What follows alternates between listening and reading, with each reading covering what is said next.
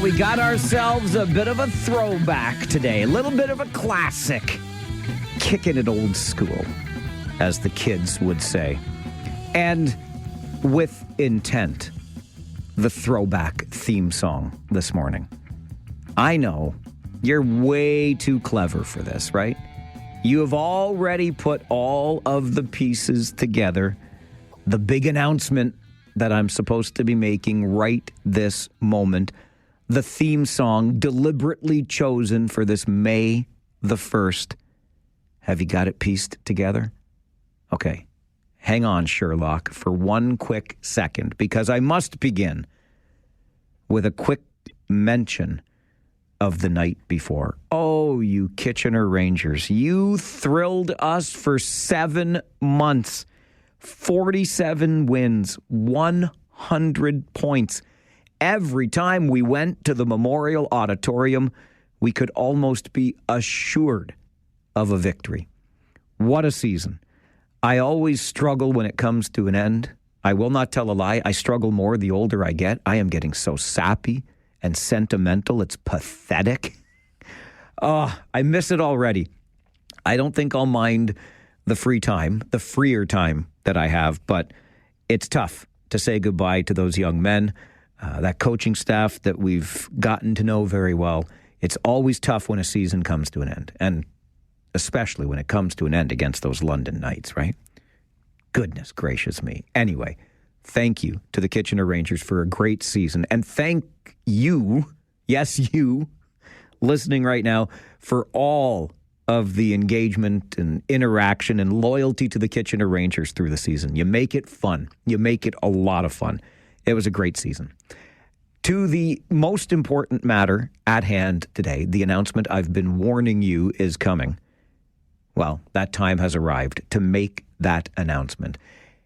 And the big announcement is this. Big money. Big money that I want to put into your pocket. It is May the 1st. That means it is Farwell for Hire fundraising month in support of cystic fibrosis research. And to help us get this campaign started in the biggest way we know how, we have launched a Farwell for Hire 50-50 raffle. Last year, the winner of this raffle took home more than $50,000. $50,000. I want you to win that much, even more this year. And remember, when you buy a ticket, you are funding life-changing research into cystic fibrosis. You are literally helping a child in our community breathe better. Tickets start at just $10.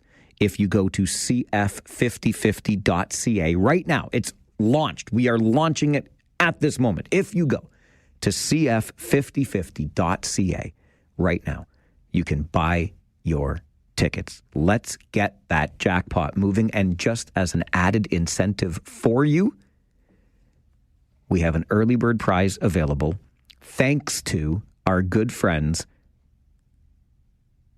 at TLC Pet Food in New Hamburg. Good friends, because they're with us all the time, right? And they said, you know what, Farwell, what we want to do is we want to encourage people to buy more tickets. So we're going to give away $2,500 of our money, of our TLC Pet Food money. We're going to put it in the pocket of one of the early bird 50-50 ticket purchasers. So that prize is available. We'll award it next Friday, 8 days from now. If you buy a ticket early, you'll be in for the $2,500. You could win the $2,500 from TLC Pet Food next week, and you could still win the big jackpot when we award it at the end of the month. I don't know how it gets any better than that. Big money into your pocket. A $2,500 early bird prize from TLC Pet Food that you could win, and you're still in the draw for the big raffle prize. And all you have to do, it's so easy. Go to cf5050.ca and buy your tickets right now. Let's raise money for cystic fibrosis research. 1, 2, 3, 4, 5, 6, 7, 8, 9, 10, 11, 12. All right, your Farwell Show 5 for this Thursday morning. Number 1, Mr. Carney. goes to I Washington. think we're going to have a great relationship. He called me up yesterday. He said, "Let's make a deal." He was running for office. They both hated Trump, and it was the one that hated Trump, I think, the least that won. I actually think the conservative hated me much more than the so-called liberal. He's a pretty liberal guy. But no, I spoke to him yesterday. Couldn't have been nicer, and I congratulated him. It was a very mixed signal because it's almost even, which makes it very complicated for the country. It's a pretty tight race, but he's a very nice gentleman, and he's going to come to the White House very shortly, within the next week or less. U.S. President Donald Trump with his thoughts on the Canadian election and his plans to host Prime Minister Carney for a meeting. Number 2, when will the Ion come to Cambridge, and just how will the $4.5 billion bill be paid? Just some of the questions from Cambridge councillors as they consider the latest plan from the region of Waterloo, which councillors in Cambridge feel is missing a few key points. Number 3, on your Farwell Show 5 this morning, the Canadian Civil Liberties Association says Premier Doug Ford's comments about the judicial system are, quote, deeply alarming. It's out of control now. Like you see these criminals getting out on bail not once or twice, 4 or 5 times, and going out and committing heinous crimes. There's a story that someone was out on bail 5 times and went in and killed a young lady.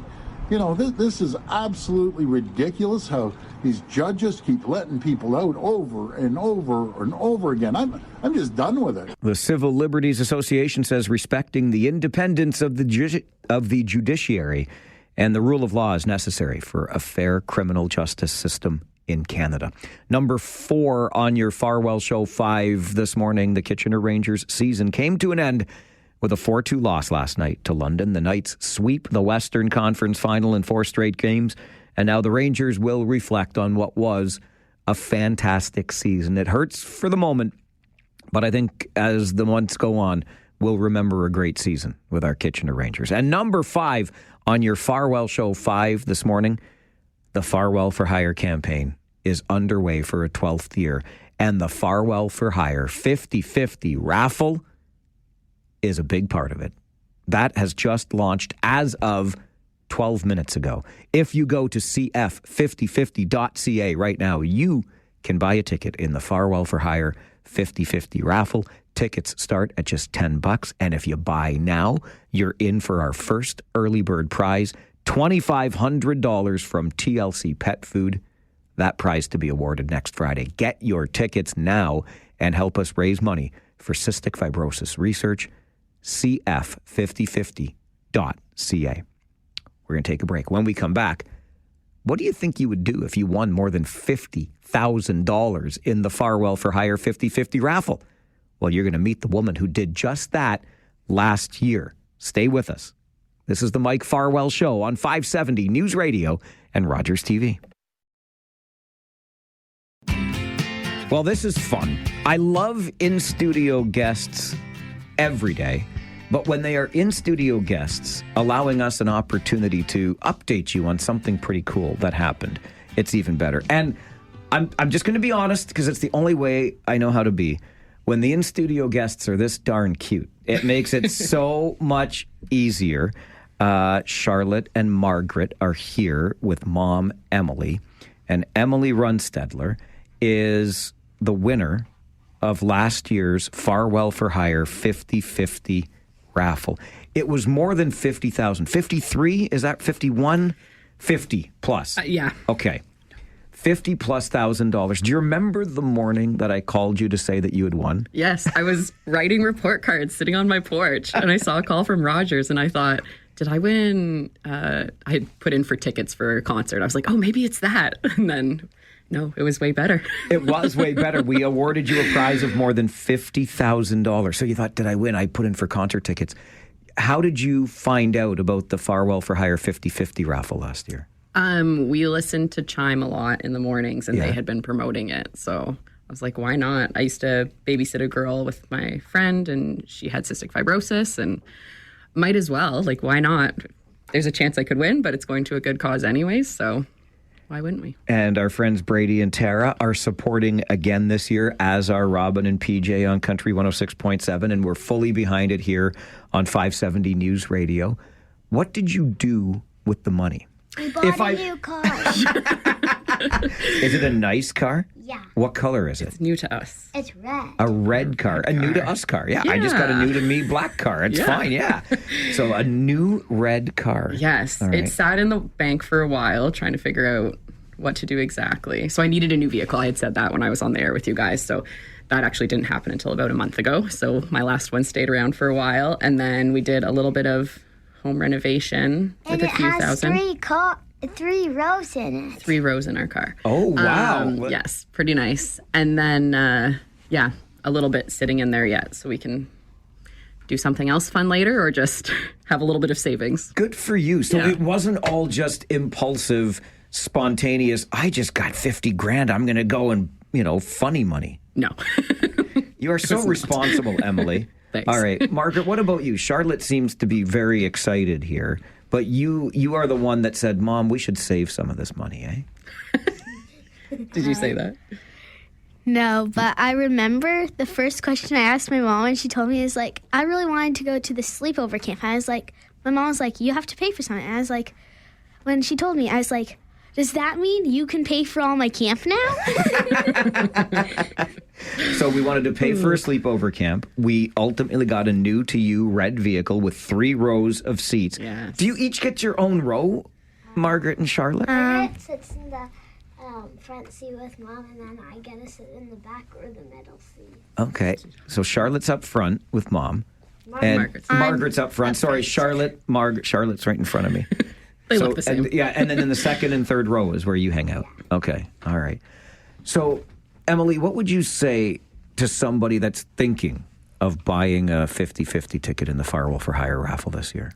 Why the heck not? What do you have to lose?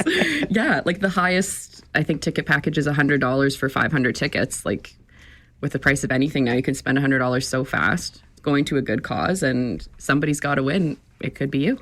When did you, if I recall, you were pretty late in the game last year buying your ticket. I was. Yeah, I got my tickets now for this year already. But Nice. it was that last week that I got them last year. Yeah, so you never know. All right, so you got them all ready for this year, so that means you're in for the first early bird prize from TLC Pet Food of $2,500, and you are eligible to win again. Okay, I was like, I don't know if I am, but I'm going to get them either way. Absolutely are. Your 30 days has passed. You're allowed to win another prize from your... No, it's not even that. So thank you. Thanks for coming in. It's so lovely to meet the family. And how's everybody doing a year later? Great. Yeah? Yeah. Living the dream. Got a safe, reliable vehicle, so we're happy. Good. A safe, reliable vehicle. You helped support fundraising for cystic fibrosis, which means so much. And you're here to share the story with us. Thank you for doing this. Thank you for supporting our fundraising. And have a safe drive home in your nice, reliable vehicle. Thank you. Thanks for doing this. It's great. Emily Runstedler joins us in studio, and her daughters, Charlotte and Margaret. I got them in the right order this time. Ladies, it's lovely to see you. Thanks very much for being here. Thank you. Thanks for having us. This is the Mike Farwell Show, 570 News Radio and Rogers TV. You just know that my new favorite hobby this month now is going to be watching the Farwell for Hire 50-50 jackpot grow, right? By the way, I'm at cf5050.ca right now, and the jackpot is already $20,000. That means your take-home share, 10 grand. Already. We opened this thing 25 minutes ago.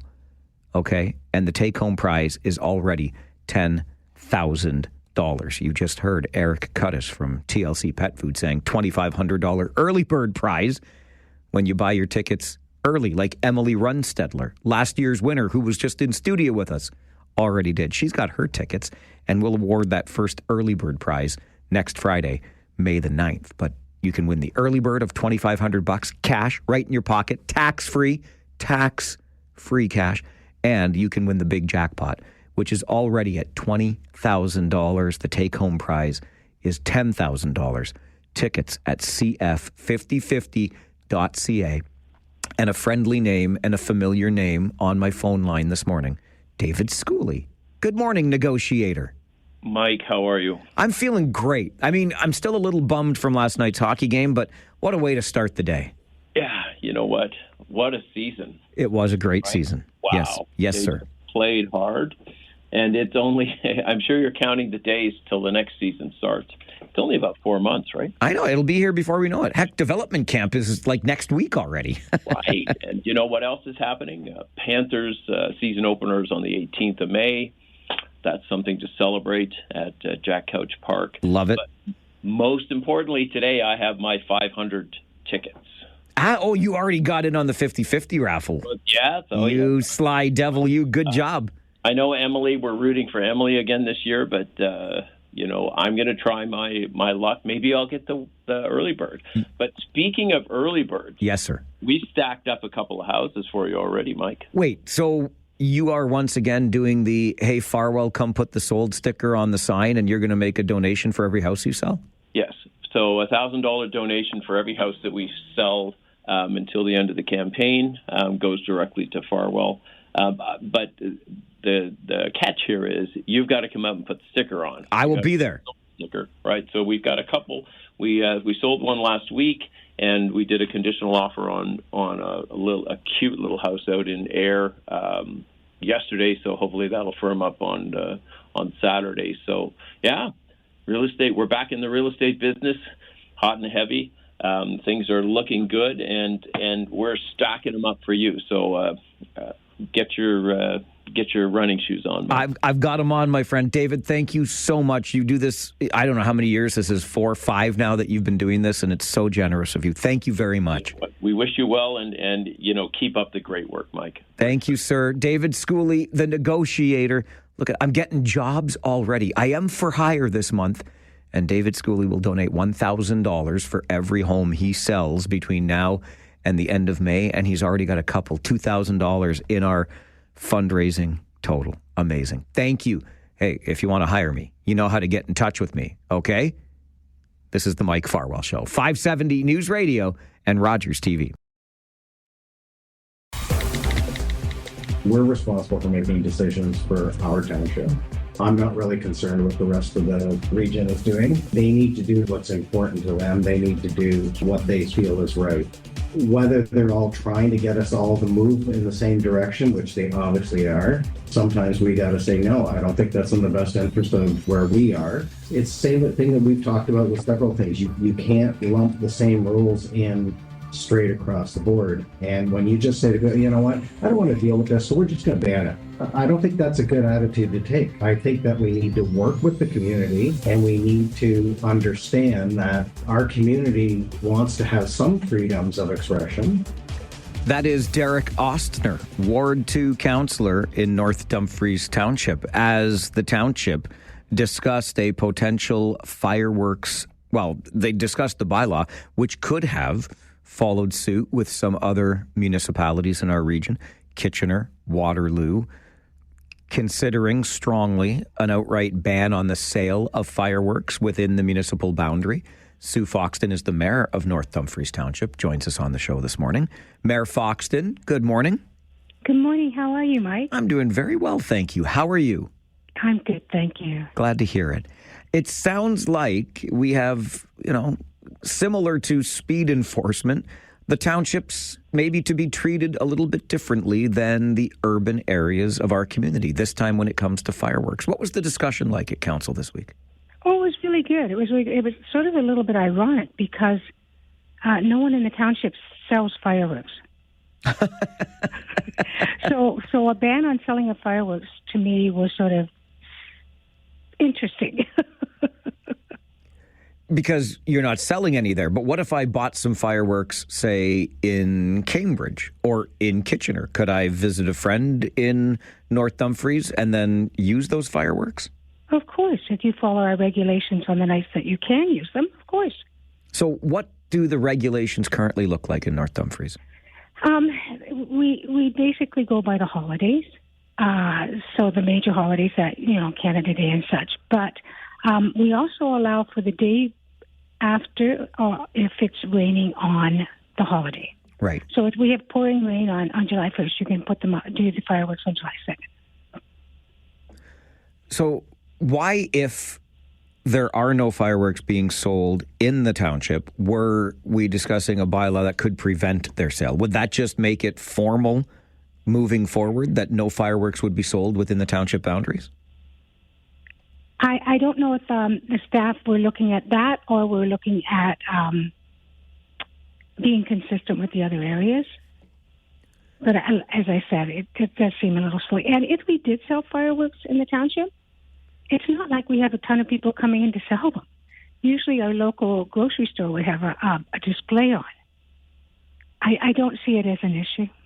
So should the township be treated differently than the urban areas? Councillor Ostner and some of the others I heard in the discussion at council this week were talking about, obviously, houses not being so close together, a lot more space on properties in the rural areas. Should we have different guidelines for the townships?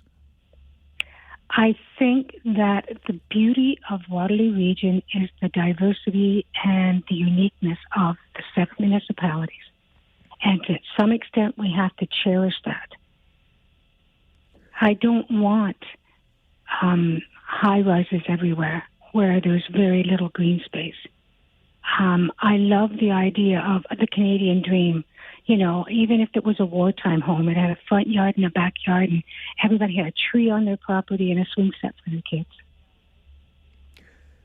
How big a problem are fireworks in the township? We've been hearing, obviously we had some really awful situations in the cities where fireworks were being directed towards people. A councillor in Waterloo struck with one that was aimed at her. And it seems to me, Mayor Foxton, that this is something we hear an awful lot about. What's it like? What's the experience like in the township when it comes to fireworks? We've had no real problems. The only thing was the first year for Diwali. And so we worked out a plan with them that if they notify us, we will, allow them to set them off and give them sort of guidelines, but not do it every single night for a week in a row and all hours of the night. And it's worked out perfect ever since we worked with them. We will work with groups to make it so that you can have what you want to have within reason and with respect to others. So essentially, just enforcing the bylaws that are currently in place. That's exactly right. So will there be any change in North Dumfries Township following the meeting this week? No. Basically, it's status quo. And so when those holidays come around, Canada Day is coming up, Victoria Day is coming up, fireworks can be set off within the regulations in North Dumfries Township. Correct, and the timelines. You can't be setting them off at 1 and 2 in the morning. Right. Do you receive a lot of complaints, Mayor Foxton?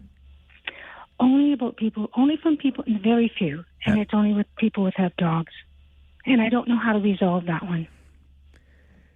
Yeah, it is a tough one because we hear the same thing here, and we have a dog at home, and she doesn't love the fireworks. She's not too concerned about them, but we struggle with that too. I mean, on the one hand, you want people to be able to have their fun and their freedom of expression, like Councillor Ostner talked about.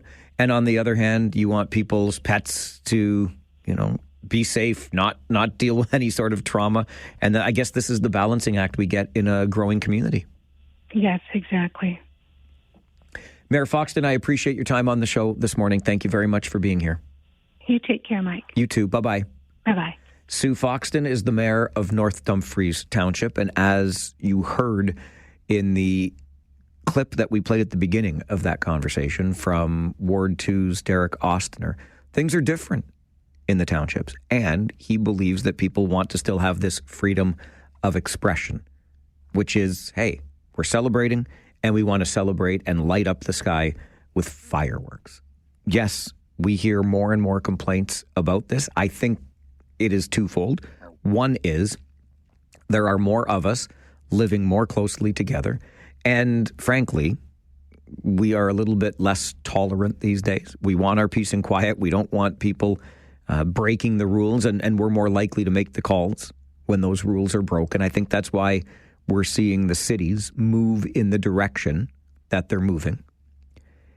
And On the other hand, you look at this and you have seen situations where people have done really awful things with fireworks, pointing them at people, putting them under baby carriages, etc. It's ridiculous is what it is. And because we have had so many high-profile incidents like that, areas in our community are looking at cracking down. But North Dumfries Township says, hey, we're not having many problems here. The occasional problem, mostly around family pets, we're going to let people continue to enjoy their freedom of expression and deal with it perhaps on a case-by-case basis.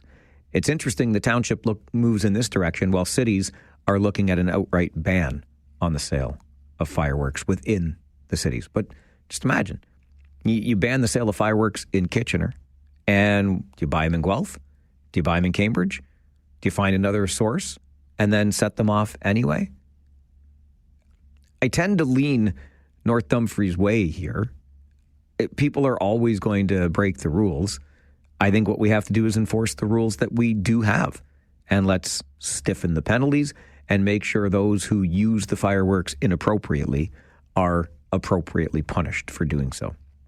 Your thoughts always welcome on the Mike Farwell Show. I find myself continually amazed that this is one of the big issues that our municipal councils are dealing with today. Fireworks. When I was a kid, I think back on that. I mean, I suppose when you're a kid, you're less aware of any complaints that your neighbors may have made, but it was not an issue. We all got together as neighborhood groups and we set off fireworks. Maybe that's what we need. More public space devoted to the use of fireworks. We could do it as a community. Let me know your thoughts on the Mike Farwell Show. 570 News Radio and Rogers TV. We've had no real problems. The only thing was the first year for Diwali. And so we worked out a plan with them that if they notify us, we will allow them to set them off and give them sort of guidelines, but not do it every single night for a week in a row and all hours of the night. And it's worked out perfect ever since we worked with them. We will work with groups to make it so that you can have what you want to have within reason and with respect to others. Sue Foxton is the mayor of North Dumfries Township, which considered a report at its meeting this week that could have, emphasis on the could, banned the sale of fireworks within the township boundaries. Mayor Foxton says that's kind of ironic because they don't currently sell fireworks in the township. But we know that Kitchener is dead set on moving in that direction. Waterloo is considering following suit. Cambridge is taking a bit more of a wait-and-see approach. But one of the councillors in North Dumfries during the meeting this week expressed his belief that things are different in the townships. People don't live quite as close together in tightly packed neighborhoods, and they should still be able to enjoy the freedom of expression that is the use of fireworks, following, of course, the existing regulations. 519-570-2545, star 570 and 1-800-570-5715. Mike, good morning. Good morning, Mike. I've lived in the region of Waterloo, and I also live in Bruce County and the differences between the two areas are stark and when it comes to this issue. What I see up here in Bruce County is more like Sue Foxton was talking about. They allow you to shoot fireworks off, Canada Day, Victoria Day. They also allow you to do it on New Year's Eve and also in a whole bunch of things. But they also have a permit process for special events, and you can go to the council and get one. But in one township, the bylaws are very much enforced. In another township, it's a free-for-all. And I agree with you, Mike, that we need enforcement of the bylaws, not be a nanny state and ban everything, because that's the expedient thing to do. And I think what I saw happen the other year where that Waterloo councillor was involved and someone shooting a fireworks at her, I would call that assault with a weapon, and I hope the guy got many months in jail for doing that. So I think what has to happen is some very, very prohibitive sentences when we have behavior like that. Another thing, Mike, I studied at a college, and I have my fireworks or pyrotechnic license, and I can get bigger fireworks if I so desire with proper permits and stuff.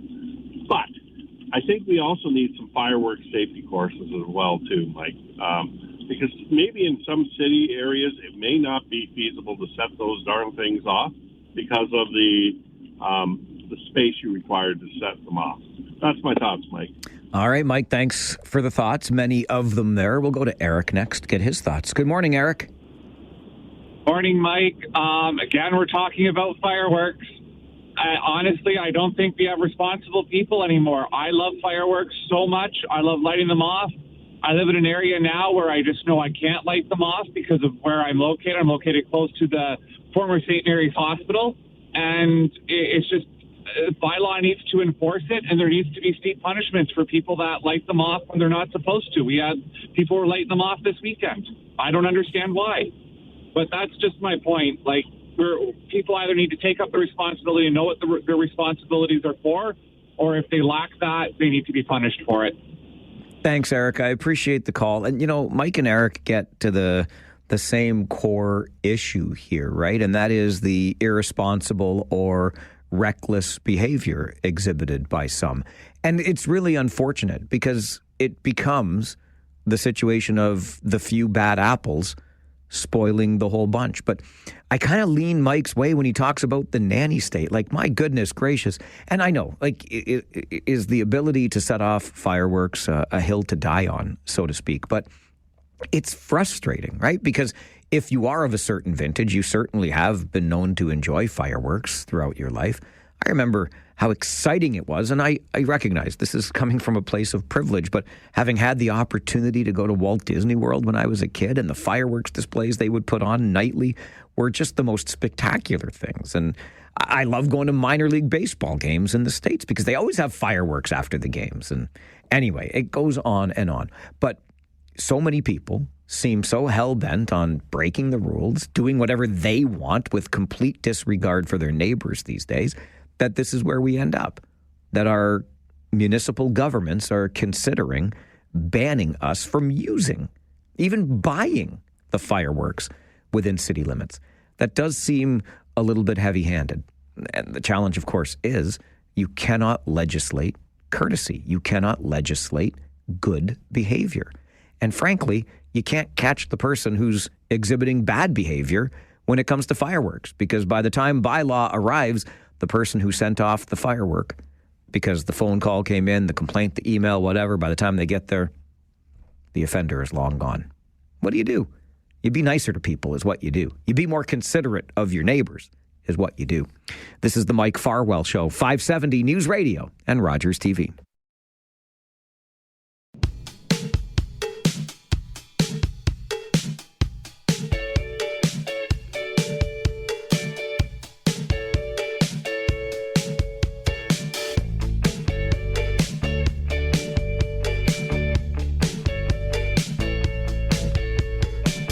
Thursday mornings mean a few things that are consistent on this show.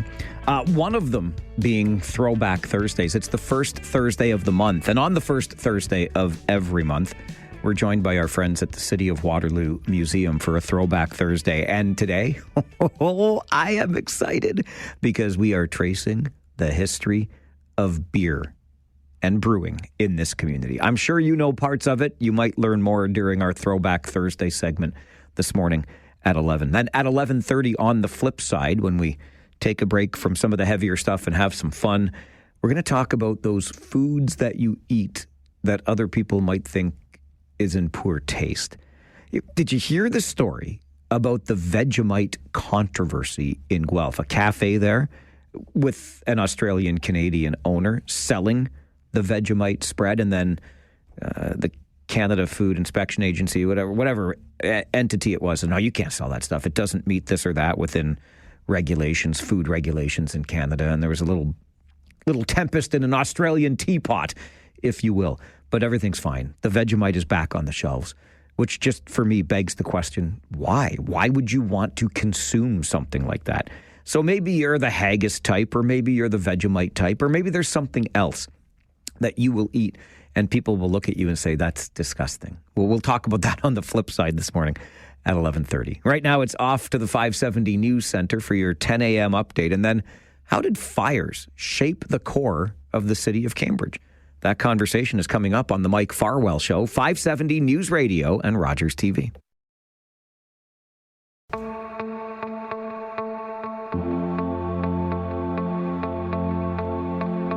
The Cambridge Fire Hall and Museum will this Saturday host an event called Flames of Change, exploring the history of how fires shaped the core of Cambridge. And Ingrid Talkback is a volunteer with the Cambridge Fire Hall and Museum and joins us this morning to talk more about this weekend's event. Ingrid, good morning. Good morning to you. What was the inspiration for Flames of Change? Well, last year we did the big flood event that was 50 years from the Great Flood of Cambridge. And when we started looking through our archives, we realized it was 50 years since the last really big fire on Main Street, which was the Iroquois Hotel. And then we went through our archives again, and we realized how much the fires had changed the downtown core of Galt at the time. And we thought, wow, there's a lot of change that's happened, and we wanted to bring that to the public. It's rather incredible when we look back at how we got here. I mean, we can see a modern city today, but not fully understand. It's not just like we decided, well, this building doesn't fit anymore. In many cases, the decision was made for us, wasn't it? That's exactly right. And when we were talking about change, the other thing that we wanted to showcase was that it's not only the change in the buildings in the downtown core, but the change of fires. So 200 years ago, when Galt first started, it was a candle fire, like burned down a building. And today it might be a lithium fire. 200 years ago, they were putting out fires with water, and nowadays it might be a chemical spray. So the whole Flames of Change is very much about the historic change, not only of fires, but firefighting. You mentioned that 50th anniversary of the Iroquois Hotel fire. What others have you uncovered as you prepared for this event? What other fires that had a significant impact? Well, there's about a dozen fires that really changed the core. Most people weren't around when the Imperial Hotel burnt down, but a lot of the people realized that the Scott Opera House, which was a really big building right by Queen Square, that really changed the whole landscape of it. And the Jolly Jumper fire, which happened during 1992, it was an interesting fire because it was happening during the 150th anniversary of the Cambridge Fire Department. They were having a big display at Dixon Park. And all of a sudden, the speaker realized that nobody was looking at him. They were all looking off in the distance. As this building just went up in fire, a lot of spectators thought it was like part of the event. And no, it was one of these weird things that during this whole 150th anniversary, one of our bigger fires in the downtown core happened. What did you take away from last year's event and commemorating that great flood, Ingrid, that made you decide, you know what, we have to do something like this again? I think it's because people are so interested in history of the cores. Some of these buildings were started pre-Confederation. They're still standing. And one of the reasons that our downtown core looks the way it does is that the original downtown was wood buildings. It burnt down twice, and then they kind of realized, we've got a lot of granite in the area, and we actually have a lot of stonemasons that came in from Scotland. We can put the two together, and we can build buildings that are more fireproof. So how can people take part? It's happening on Saturday. What is Flames of Change all about, besides just highlighting some of these big fires that we've talked about? Well, actually, the Fire Hall Museum and Education Center, we're very excited about this. So we are going to be having 2 walking tours, the Jane's Walks. They're starting from the old post office library, which is at 12 Water Street South. We've got 2 photo exhibits happening, so you get some really amazing photos of a lot of these buildings on fire. One is happening at the old post office library. The second is happening in the courtyard of the Fire Hall Museum. We are taking over Civic Square. We're going to be joined by other emergency services such as police and ambulance. The Wilmot Fire Brigade is coming with antique fire equipment. We are going to be showcasing bunker gear, so the gear that firefighters put on. You can come on down. You can try on some of this gear. You can put on the air packs, the coats, the boots, the helmets, the whole shebang. And we also have gear that fits children, so that's very exciting. But what I'm really excited about is that we have Tactics 360. They are virtual reality. They're the ones that do some of the training that are used for fire stations. And you can put on this virtual reality headset, and you can see if you can put out a fire.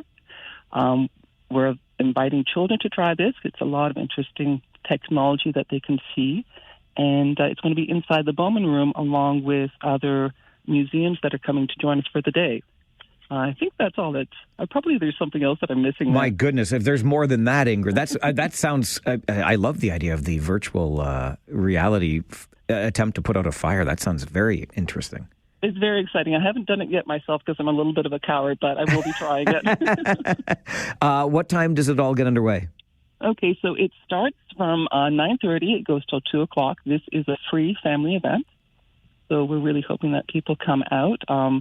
We are very excited that many of the downtown businesses are supporting us as well because Reed's Chocolates, they're doing chocolate fire trucks. Hello.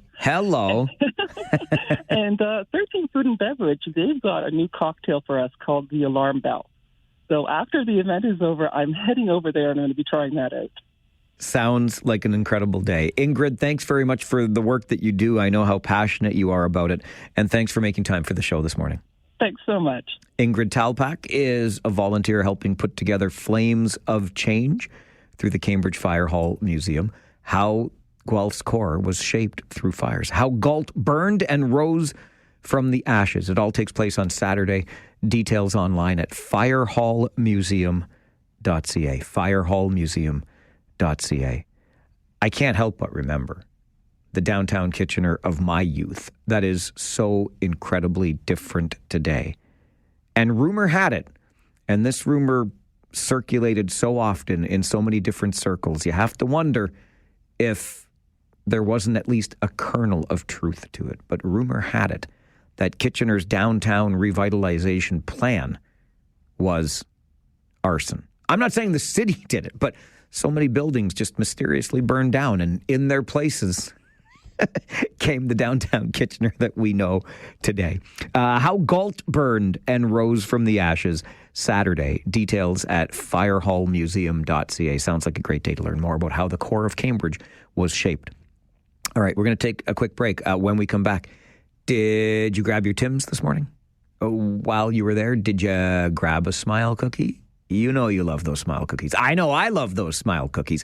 And they benefit several charities in our community. We'll speak with them coming up on the Mike Farwell Show, 570 News Radio and Rogers TV.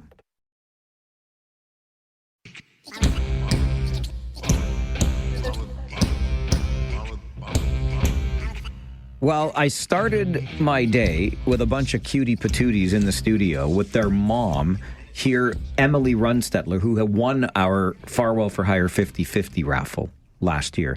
And now I have guests in the studio who bring with them cookies. But not just any cookie. Smile cookies from Tim Hortons. I love days like this.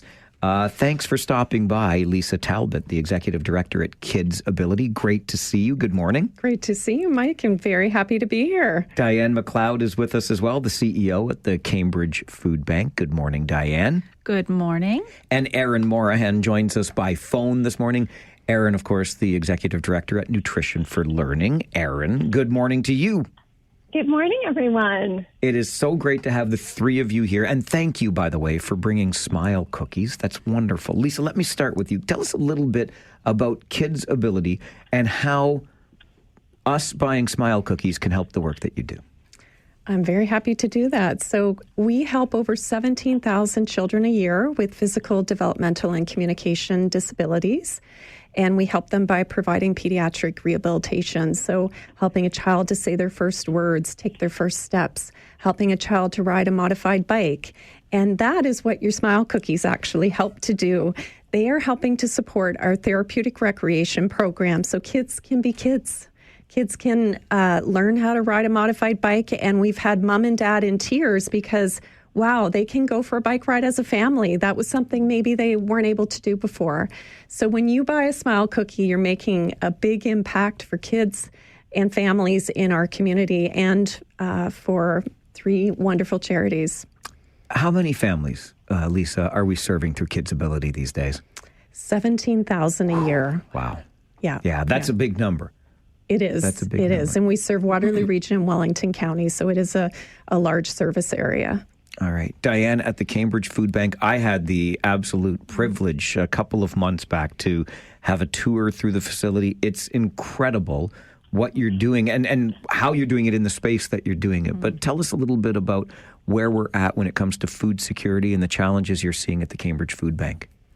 Well, we're certainly seeing a significant increase in people coming to us month after month for the last several years. We're now seeing over 2,000 families a month, which is quite significant for us. We used to see about 800 families a month during a busy month. And how will our purchases of Smile cookies help the work that you do at Cambridge Food Bank? Yeah, well, one of the great things about the Cambridge Food Bank is we do a lot of work outside of just providing a food hamper. So the Smile Cookie revenue helps us with our children and youth wellness programs. So all of our cooking classes like Books and Little Cooks, our self-esteem and confidence building programs for our young people. We couldn't possibly do that work without the support of activities like this. Erin, as I swing it over to you, CEO at Nutrition for Learning, it occurs to me that I've been in the Kids Ability building. I've been to the Cambridge Food Bank. When the heck am I getting over to Nutrition for Learning, Erin? What's the matter with me? We are waiting for that visit, right? We need a visit. How are things going at Nutrition for Learning in terms of meeting the needs of our school population? Well, we've talked about this before, Mike, and I think, it's no secret that for the very first time, we are simply not able to meet the need. We are experiencing such massive levels of hunger in our schools in Waterloo Region. And for many, many years, Smile Cookie has been a big reason that we're able to continue keeping our trucks full. So it's a very tough time for families, as our friends at Cambridge Food Bank also know, and all the more reason to pick up those cookies and make a really holistic contribution for kids in our communities. Can you share with us, Erin, a little bit of the background on how Nutrition for Learning does the work that it does, the relationships that get built with our local education community, et cetera? Absolutely. I mean, we're partnered with all 4 school boards in the region, and we have a Nutrition for Learning program at pretty much every school across the entire region. So that's 180 schools that we're delivering. I almost said cookies to. We're delivering food to every single week. So that's fresh produce, proteins, and whole grains right there for students to access universally accessible food so that they can function during the school day, which, of course, every young person should have the right to do. Absolutely. Absolutely. Lisa, how does this work? So, I mean, it seems simple on our end. We buy cookies and the 3 of you for your organizations get some financial support. But how does it work on your end with Tim Hortons? Well, so it is an amazing partnership, and so we help to promote it.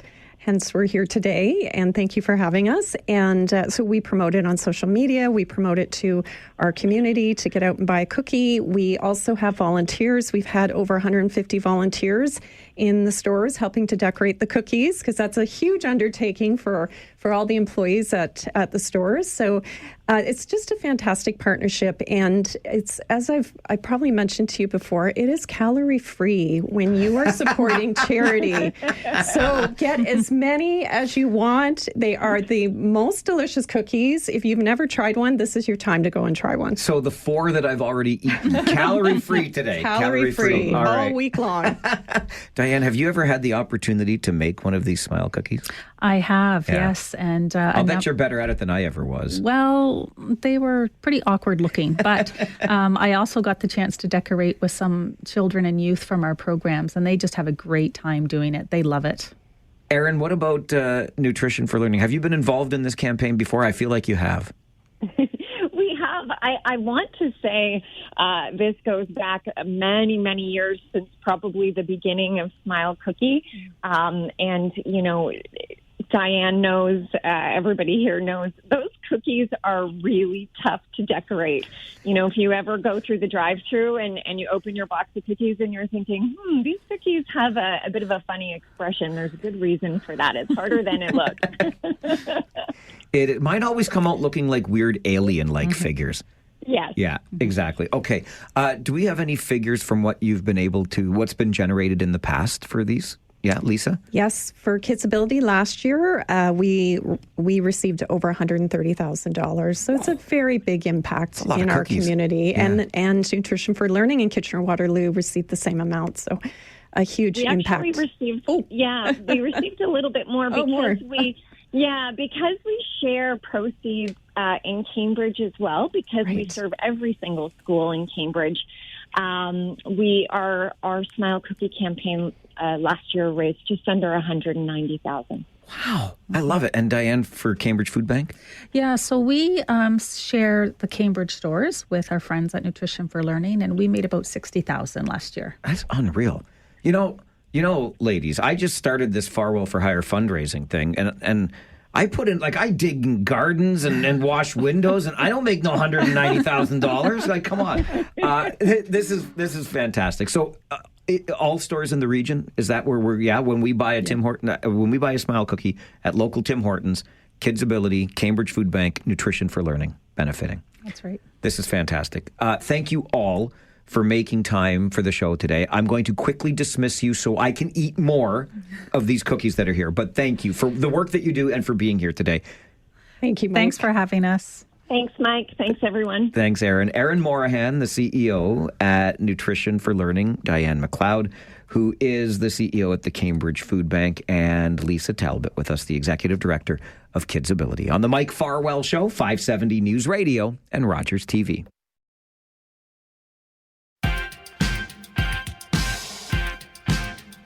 I was just sending out an email to all of my coworkers, letting them know that there were Smile cookies here. I'm not really going to eat the whole box. I shared with my coworkers. I wonder how much of a rush there's been to the kitchen here at the radio station so they can get their hands on those cookies. But as I was writing the email, I thought, do I have to explain what a Smile cookie is? I don't think so. I think we all know by now. Good job by you, Tims, and job by our local agencies, Kids Ability, the Cambridge Food Bank, and Nutrition for Learning, which will benefit from our purchases of those Smile cookies. So when you're picking up your coffee in the morning, don't forget to get an extra Smile cookie, or 3, because they're calorie-free and for a good cause. And thanks to our friends for bringing some by for us today. It's a big day here at the radio station. We made the announcement when the show began that the Farwell for Hire 50/50 raffle has been launched, another fundraising campaign for cystic fibrosis research. And for as little as $10, you can get in on the jackpot. We are starting with a $10,000 guaranteed prize. Guaranteed minimum $10,000. And heck, if you're an early bird and you buy your ticket before next Friday, you can get in on the $2,500 cash early bird prize from TLC Pet Food. It's easy money. It's tax-free money. And you can take part in it and help us raise money for cystic fibrosis research by going to cf5050.ca. This is the Mike Farwell Show, 570 News Radio.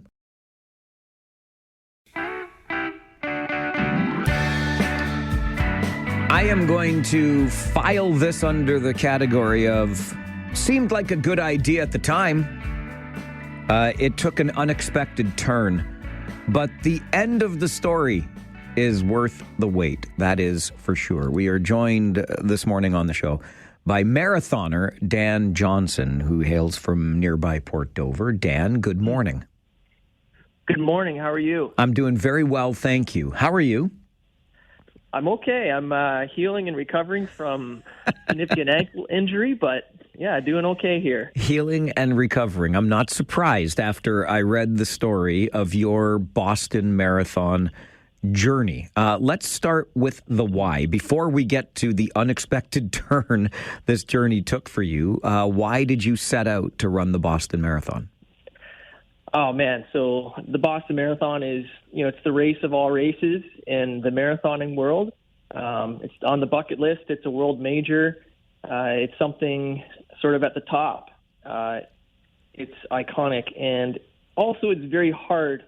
So as an endurance athlete, you're always looking for a test.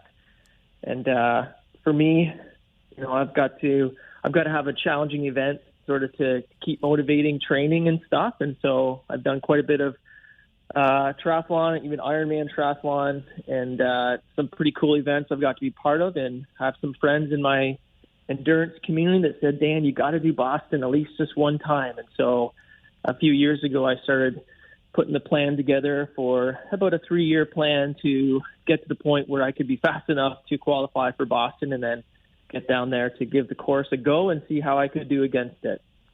And your hope in going against that challenging course was also to prove that you could do difficult things, and in honor of your son, Luke. Absolutely. I had an amazing son named Luke Johnson, and when he was 6 years old, he was diagnosed with a disease in his brain. And during that time, our family chose to just continue living life, and Luke lived every day that he lived. He was a tenacious young boy, athlete. He was smart. He wanted to know about life, what it was for, what he was doing here on Earth, and he just was an amazing kid. And so as a family, we just continued doing what we love to do in life. We're very active in our community. We love giving to our community, and we kept moving. And so that included continuing to train for me, continuing to train for Boston. Luke was into running. He really, really enjoyed putting his body to the test and giving his all. And so as he was journeying through treatment and pain and suffering and everything that went with his disease, me continuing to train was inspiring him, and he was mutually inspiring me. And together we sort of trained together to get to the point that we could do this race. And so Luke passed away last July, hummed and hawed about even going to do Boston. It was difficult. The Boston Marathon this year was last Monday, April the 21st. That's Luke's birthday. And so back in December, when I found out that it was on his birthday, I thought, well, it's going to have to happen. And so we went down and we gave it a go, and we did our best, and we honored Luke, and that was the ultimate goal for the day, was to honor Luke and really race the race for him that he'll never get the opportunity to race. And that was really what was on my heart and driving me to compete this year. What a great reason for being there in Boston on what would have been Luke's 9th birthday, running that marathon with him, figuratively at your back, helping you along. And you mentioned pain and suffering, though, Dan, and something happened to you at the 17-kilometer mark of the race. Yeah, so I was committed in the first half of the race. I'll back up a little bit. My goal was to honor Luke would be for me running as Luke would run, which was full send, hard as I could, of course with the plan, and we had a good plan in place. But I was also committed in the first half of the race to really just enjoy the moment. Everyone says enjoy it. It's such an iconic race and the crowds and everything. And so I really did. Anytime I saw a boy or a girl the age of Luke in the crowd with the hand out, I would make an effort to give a high five. And it was in doing that at the 17-kilometer mark that I gave a kid a high five, and then I just dropped, rolled, and I looked back and I realized I've wrecked my ankle before. I immediately realized I had stepped on something, completely turned my ankle, and essentially my running day came to a grinding halt right at that moment. And there was some people believe in fate, but I believe that water bottle was meant for me to step on, because it really just, in a moment, completely changed the day. And I think of it this way. I had a friend a couple of days after the race encourage me with this thought. They said, if I hadn't have stepped on that water bottle, Luke wouldn't have been able to keep up with me. And by stepping on that bottle, it gave me the opportunity to slow down. And my wife then found me through the crowd, and a few minutes later, about an hour and a half later, a few kilometers later, and together we were able to sort of hop, skip and jump our way using a walker that a woman on the side of the road had given to me. She gave me her husband's walker, and we hobbled along. And together, my wife and I, plodded along for 5 hours, finishing this. And I had on my singlet, I had a custom-made singlet. On the back, it said "Happy Birthday." It was a tribute to my son. And on the front, it said "Live like Luke." And just a bit of a mindset. Luke was a believer in God. He was strong and persevered, never quit. And he was a lover of God, lover of man, lover of his family, lover of his community. And so to live like Luke is very meaningful for us. And together we had to apply everything about Luke in order to continue pressing on to finish that grinding of a marathon. My goal was to run 3 hours and 5 minutes, and it would have taken everything I had. It would have taken all my inner Luke in order to do that. But I ended up running, my official finishing time is 6 hours and 46 minutes. In fact, I think I was 8th from last in the whole field. And yeah, it's a tragedy, but Luke's life and story was a tragedy. And we absolutely honored him. And we did not quit, no matter the odds against us, no matter how difficult it was. We truly, vicariously lived Luke's life, and Luke got to run the Boston Marathon and finish it. And it was glorious, glorious, glorious. It is an incredible story, an inspirational story, a triumph of the human spirit, to be sure. Dan, congratulations. I'm glad that you're on the road to recovery, and thanks very much for sharing this inspirational story with us today. You're welcome, Mike. I appreciate you having me on. Enjoy the rest of your day. Bye-bye. Thank you. Bye-bye. Dan Johnson, more than twice the time he expected it would take to finish the Boston Marathon, finishes 8th from last with the walker of the husband of a lady who helped him after, at the 17-kilometer mark, not yet halfway through the 42.2-kilometer marathon, he stepped on a water bottle, wrecked his ankle, but was determined in honor of his son Luke, who would have turned 9 on that same Boston Marathon day, to finish. And Dan Johnson did. Time doesn't matter. He finished the marathon. This is the Mike Farwell Show, 570 News Radio and Rogers TV.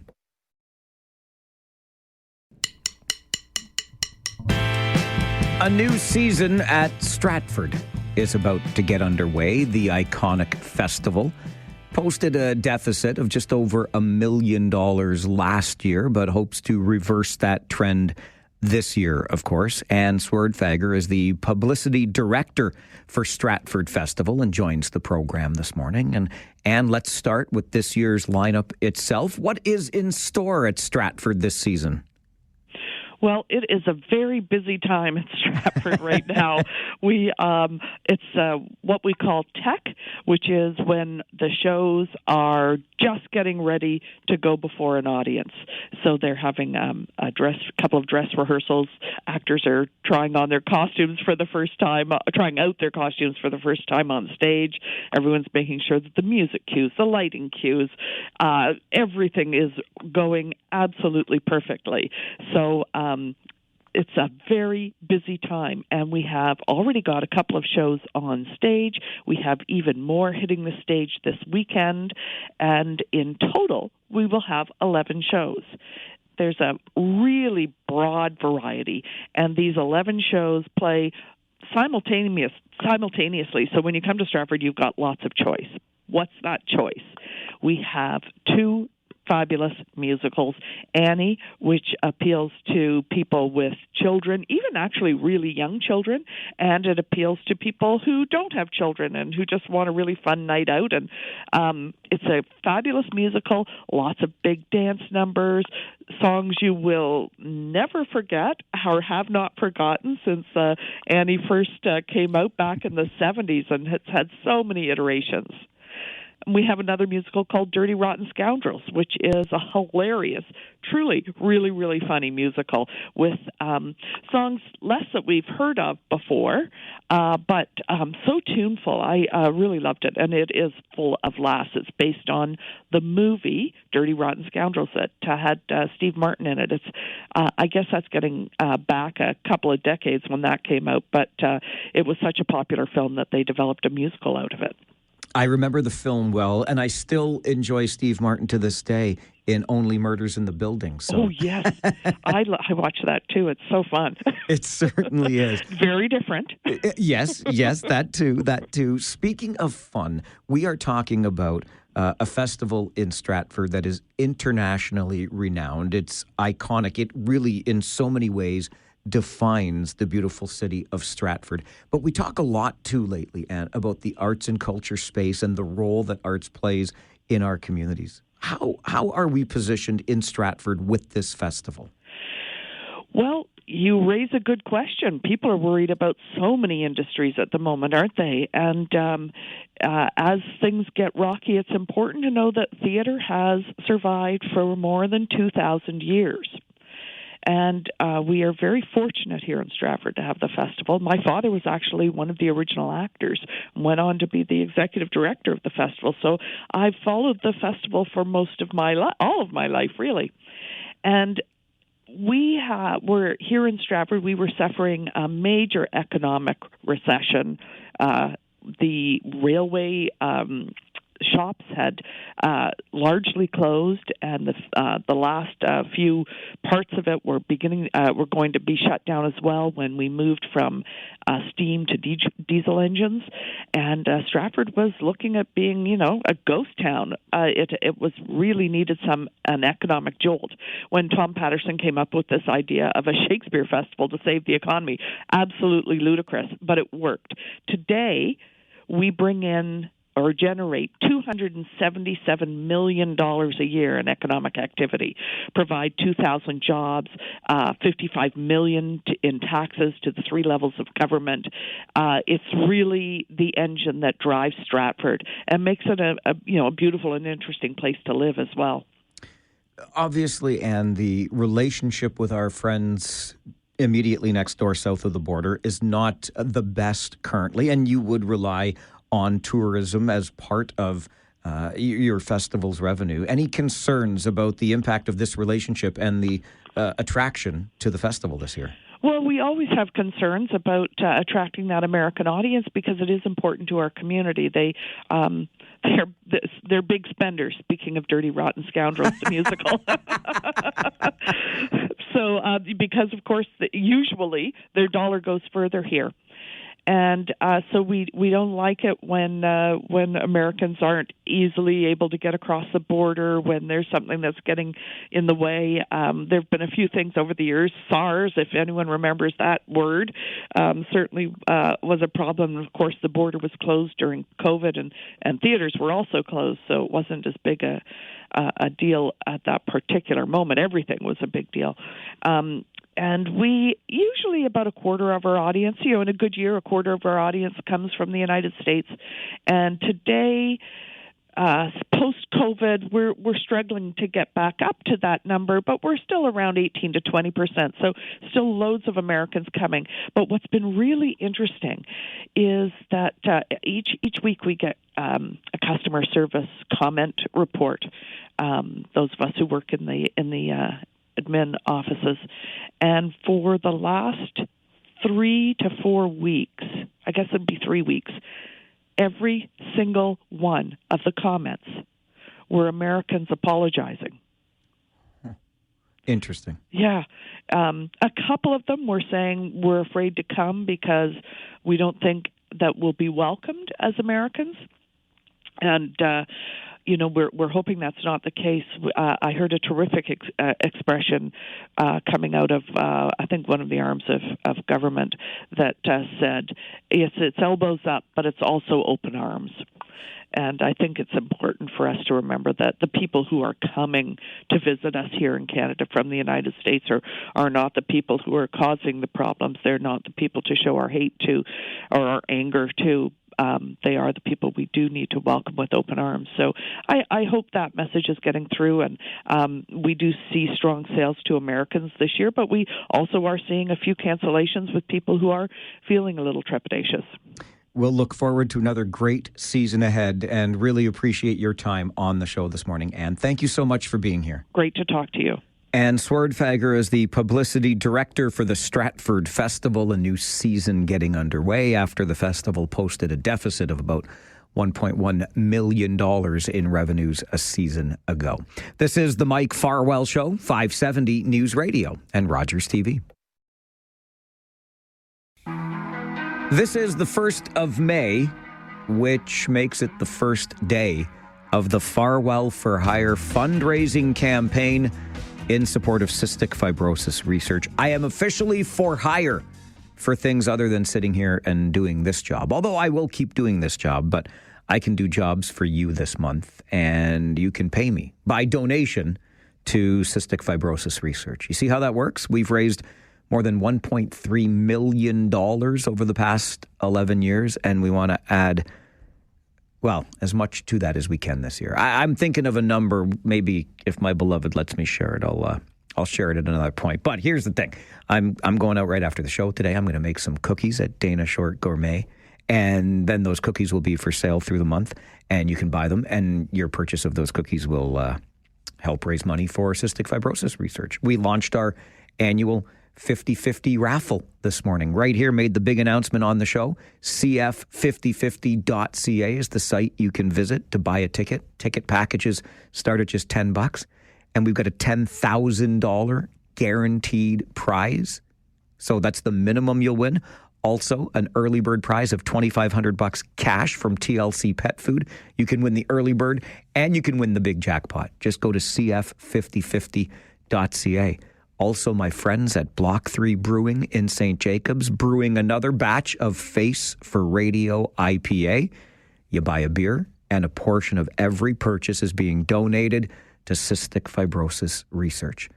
Beer, the history of it, our Throwback Thursday conversation about that very beverage, coming up on the Mike Farwell Show, 570 News Radio and Rogers TV.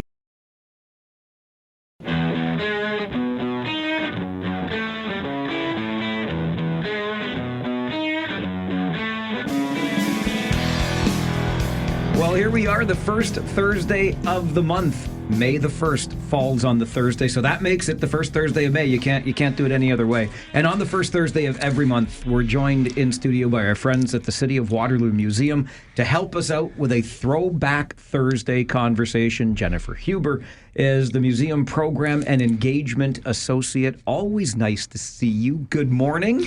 Good morning. Thanks, Mike, for having us back. Always happy to do it, and I'm so excited about this one because you sent me some notes ahead of time. You said, Mike, we're going to talk about beer. And I said, I'm all ears. When it comes to beer, I do enjoy my adult beverages. So, and I think many of us understand that there's some history of beer here in the region and particularly in Waterloo. But can you start with a little bit of the background as to the importance of that beer culture in the city? Yeah, and I think it's so interesting because it is so different from how we view beer today and how we consume it. Because back in the 1800s, beer was really a common everyday beverage for everybody in the household.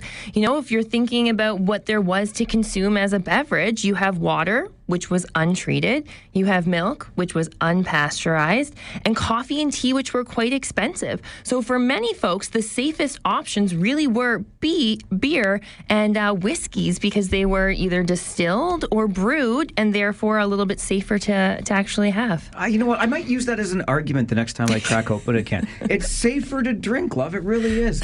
Okay, so as I mentioned at the beginning, we know that I think intuitively Waterloo has this history, but let's get into some of the details of that. Where does it start, the history of brewing in Waterloo, and who's behind it?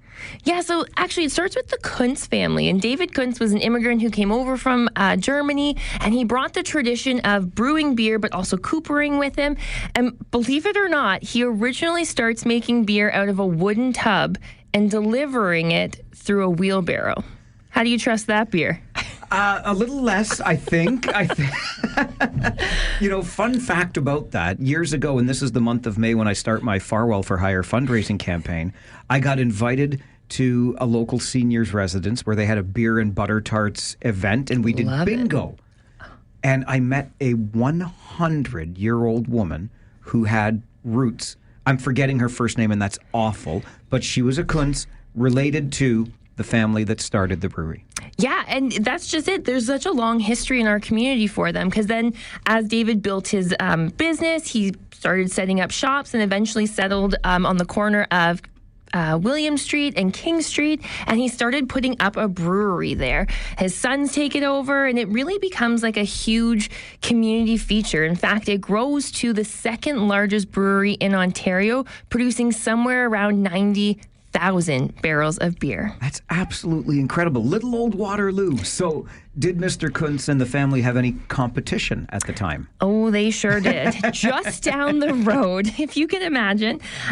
Originally, it starts out as the British Crown Brewery, and it opens in the 1840s. And that's right around the time both of them actually established buildings for their breweries. And the brewery is started by William Robisher, and he was actually the son of George Robisher, and George is actually credited with making the very first lager beer here in Canada. So some interesting roots. They sell the brewery shortly afterwards, and it is maybe a name that sounds a little bit more familiar to you, Adam Huther, who purchases it. And he carries it on. His son takes over the business, and he actually builds the hotel out front. And that might be the building folks are more familiar with, is that beautiful facade we see on King Street. On Princess Street there. So quite an elaborate piece they put there. And then it passes down to a third generation, C.N. Huther. And he is willed the building, but he has this small caveat that he has to make. He has to make the mortgage payments for 1 full year. And then he gets the brewery and the hotel. Well, he almost made it. He was 1 payment shy. And what do you think they did? In order to make that payment, had a fire, like they sold beer at lower cost to drive volume. I don't know what they do. Good guess. You would think he would have gotten creative, but he missed the payment, and the person who owned the mortgage sold it. Whew. Gone like that. Come on. Yeah, and guess who purchased it? It was Teresa Kuntz, the rival from down the road.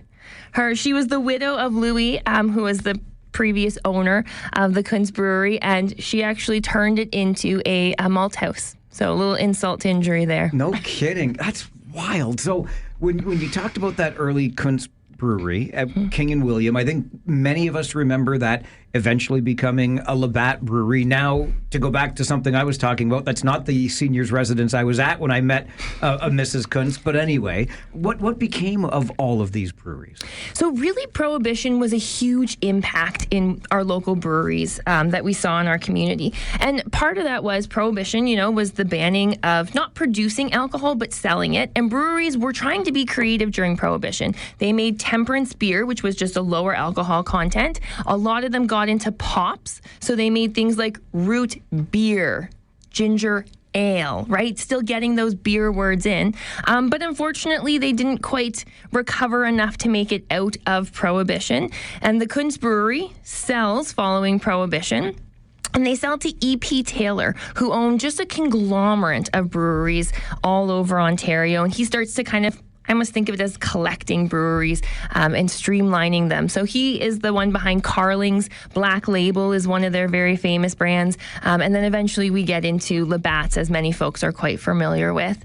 Now, for the Huther Brewery, they named it the Lion Brewery. And when C.N. Huther lost his brewery in Waterloo, he thought, no problem. He went down the road to Kitchener and he opened a brewery there.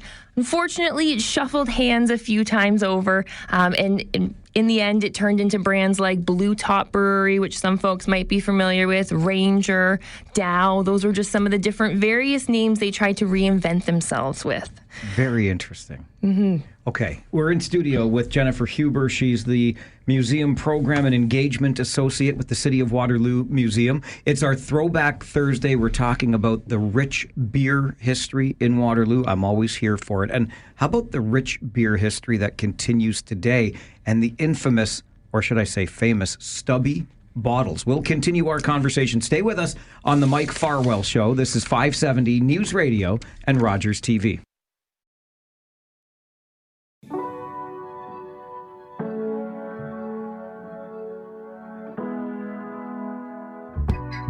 First Thursday of every month here on the program is a Throwback Thursday. And to help us with that, our friends at the City of Waterloo Museum participate. Jennifer Huber is the museum program and engagement associate. We're talking about the history of beer in Waterloo, Jen.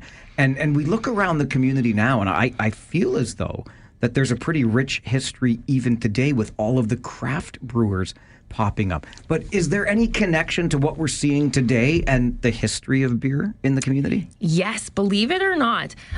Waterloo was kind of instrumental in that reinsurgence, if you will, of microbreweries.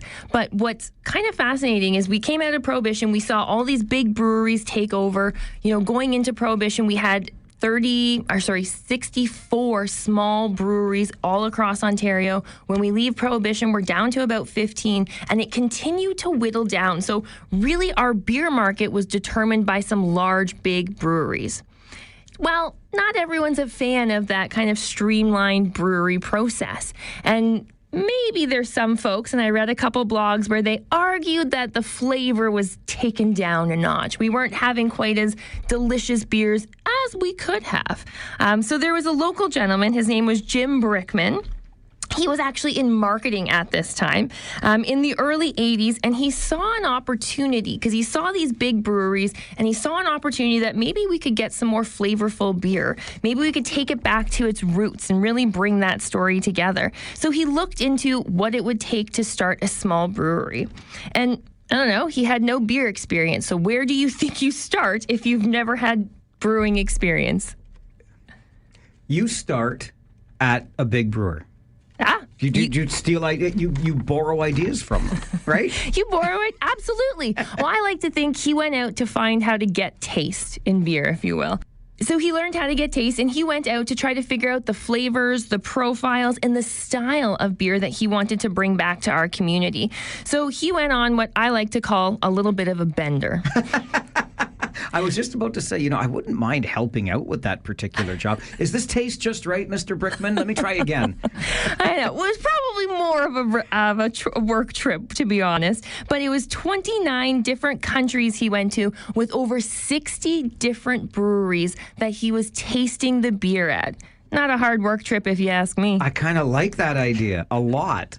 So he did some hard research, we'll call it. And Brickman decided that it was possible that he could have this dream of producing and marketing his own beer in our community. So he went back to Waterloo, and he took a 19th century building and he turned it from a furniture factory into a microbrewery. Kind of an interesting idea, you think, too. And it's just on King Street as well, in uptown Waterloo.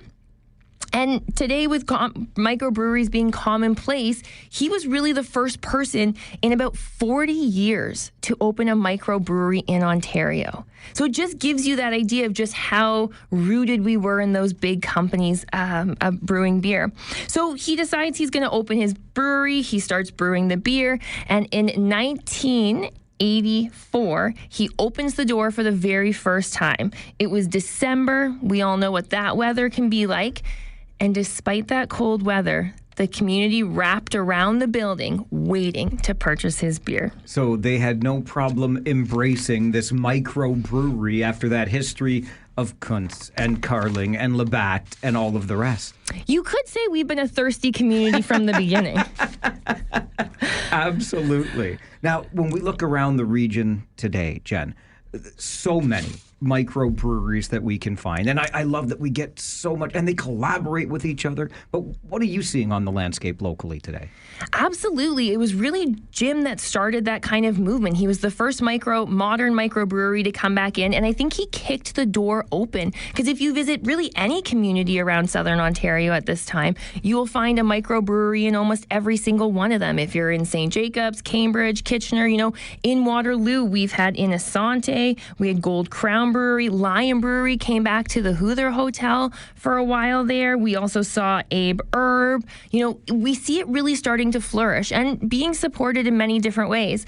But you also mentioned something that I found particularly interesting was the bottle. Yes. What bottles do you remember having? I'm old enough to remember the Stubbies. Absolutely. And I loved that Brick brought it back. Right? It was great to see that happen. And that's what I love about the smaller micro breweries, right? They're willing to do these things a little bit differently. You're absolutely right. And I'm so glad you had that memory of Jim bringing that back, because I always thought that was such a impressive marketing technique. You might think he had a background in it. But yeah, the Stubby beer bottles were really popular between the 60s and the 80s. And then it was shortly after that into the 90s that we see long neck bottles taking over and being dominant. But believe it or not, today it's canned beer that's more popular. I seem to recall having read that. And I mean, it's how I usually consume, but there's something about the bottle still. There's one beer in particular I'll only drink from the bottle. I'll shout it out. My friends at Alexander Keith's. It's a Canadian. I've been to Nova Scotia. I've been to the brewery there. Always like it out of the bottle. Before I let you go today, Jen, you are almost brewing royalty in this town. You've got a connection. A family connection back into this industry. I sure do. So it's funny because my grandpa actually worked at what was originally the Carlings. So the Kunz Brewery became the Carlings Brewery. And it was funny because I just found one of his pay stubs from when my dad was born in 1952. Come on. It was their first child. So when he had his first child, a wife, he was making $1.20 an hour. And he had been in the brewery business for almost 40 years. So eventually, Labatt's closes down in the 90s, and he was just a couple months short of his 40-year anniversary. Unreal. $1.20 an hour. Yeah, but maybe you got to take home a little bit at the end of the week, right? They did give you a daily kind of dose of some bottles you could have. Well, because like you said at the very beginning, it was one of the best beverages to drink, right? It was safer. Absolutely. So much fun tracing that history. Jen, as always, thanks for being here.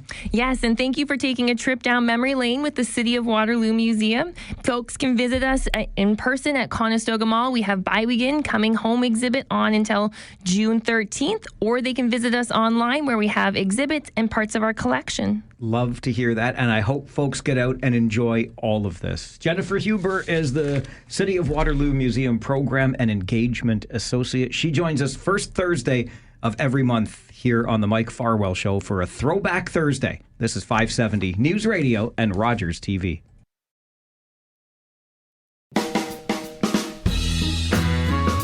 It kind of makes you thirsty, doesn't it? We're a bunch of degenerates in this town, and the degenerates built us into the degenerative town that we are today. I say that, of course, in jest. We've got a good sense of humor around here. But we do have a rich history in alcohol, whiskey, beer, and I'm sure you've heard the rumblings about Al Capone, Prohibition era, little bit of rum running in these here parts too back in the day. Anyway, first Thursday of every month is a Throwback Thursday here on the show, and our friends at the City of Waterloo Museum have happily partnered with us to talk about some of the rich history in this community and also remind you that the City of Waterloo Museum is there for you, learning a little bit more about our community. But that was a lot of fun talking about beer today and our history with it. You could go back, right? You remember that Labatt's Brewery right there on King. It's a retirement home now. The Hoother and the Lions Brewery that's right there. It just goes on. And so many terrific craft breweries in this community now. I thoroughly enjoy them. I think that they're doing some great, interesting, creative work. And I want to give a special shout out and recognition to my friends at Block 3 today, because as we get into the month of May and begin another Farwell for Hire fundraising campaign, Block 3 was the first corporate, if you will, partner we had on this campaign. The first business that partnered with us. This is going to be year number 10 for Block 3 and Farwell for Hire, when Block 3 brews a beer specifically to raise money for cystic fibrosis research. So when you're at Block 3, get yourself a Face for Radio IPA, because yes, I have a face for radio. And when you make that purchase, a portion of all sales is being donated to the Farwell for Hire campaign in support of cystic fibrosis research. So thank you, Block 3, for being a continuing partner with us. I love our business community, especially our small businesses who always step forward at times like this. All right, we're coming up on the 11:30 update from the 570 News Center. And then to the flip side, where I'm looking for the things that you eat that make other people think, what is the matter with you? I'm going to take a specific look at Vegemite today. Like, if you're eating this stuff, what an HE double hockey sticks is wrong with you? But you eat it and other people think it's in poor taste. Let me learn something about your eating habits on the flip side, coming up on the Mike Farwell Show, 570 News Radio and Rogers TV.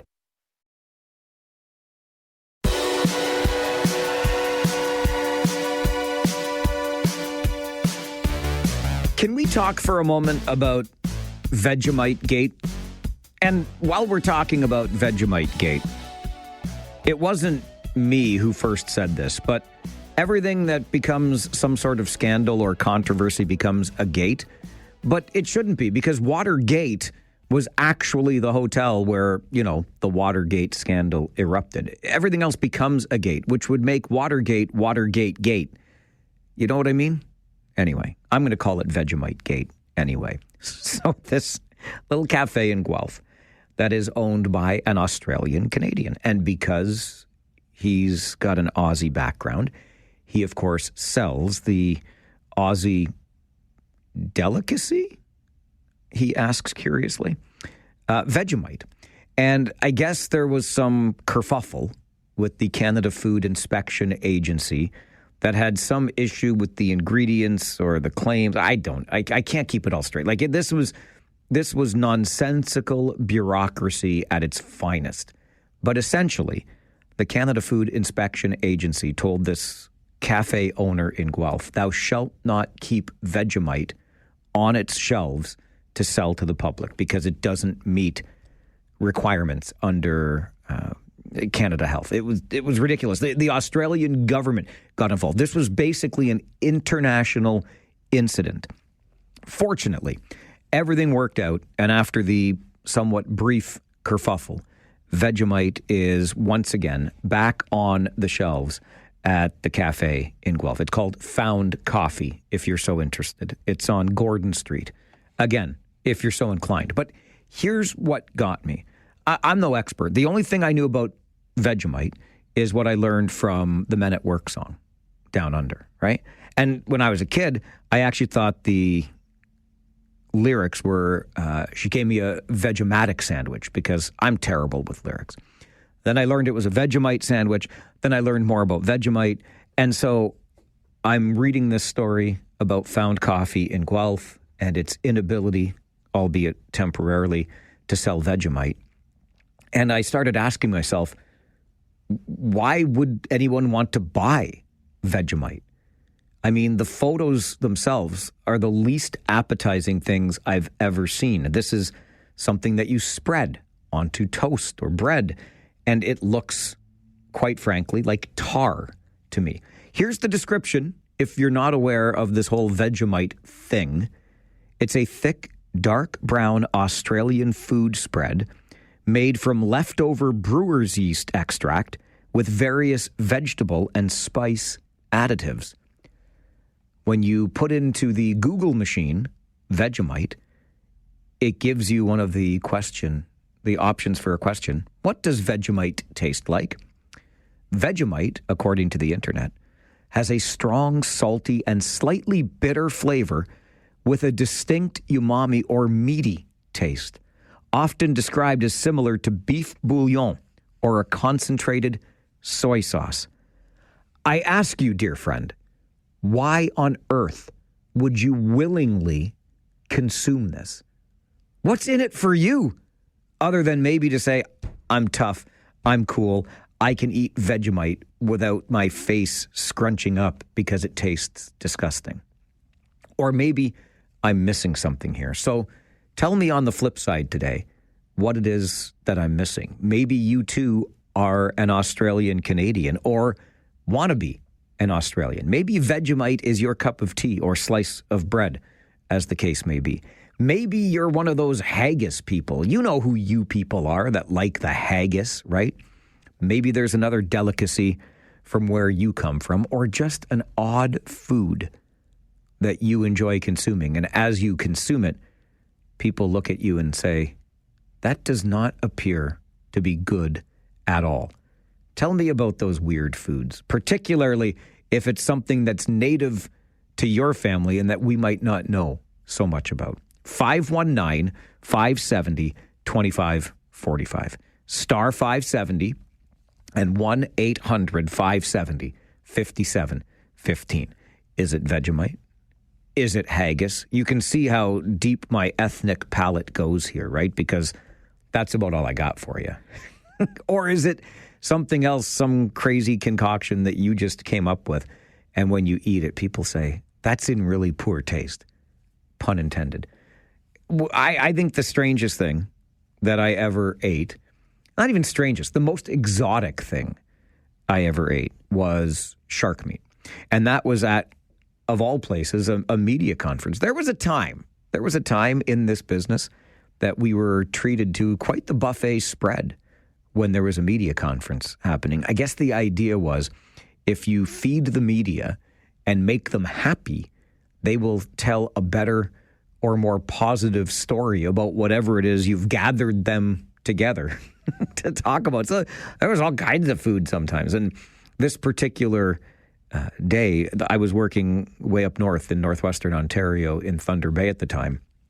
And the story came from nearby Kekabeka Falls, which was a big tourist spot. And they had actually, what happened, the story was that there had been a salmonella food poisoning incident in Kekabeka Falls, and they wanted the world to know, because it's such a popular tourist destination, that everything was fine with the food in Kekabeka Falls. So we got invited over and blah, blah, blah. The media conference is about to begin, but before the media conference begins, here's this whole big buffet table full of food, including shark meat. I met the leader of the OPP detachment at that particular luncheon, and he was the one who said, you should try this. Why not? It's here. And you're some new kid from British Columbia via Waterloo region, because I had gone from BC, where I was working in radio, to Thunder Bay, where I worked in radio. And there you go, shark meat. That's about as exotic as it gets. I'm a good old-fashioned German boy here in town. It's schnitzel, it's spätzle, it's sauerkraut. That's it. That's as exotic as it gets for this guy. So I'm curious. Vegemite, have you ever even tried it? Haggis, those are the two that always come to mind. Or whatever it is that might be culturally significant to you, or maybe just a combination that you came up with. And when you're eating it, people look at you and say, the heck are you doing? Why would you put those two foods together? Or three, if that's your thing. 519-570-2545, star 570, and 1-800-570-5715. Let's find out how strange your tastes are on the flip side this morning. This is the Mike Farwell Show, 570 News Radio and Rogers TV.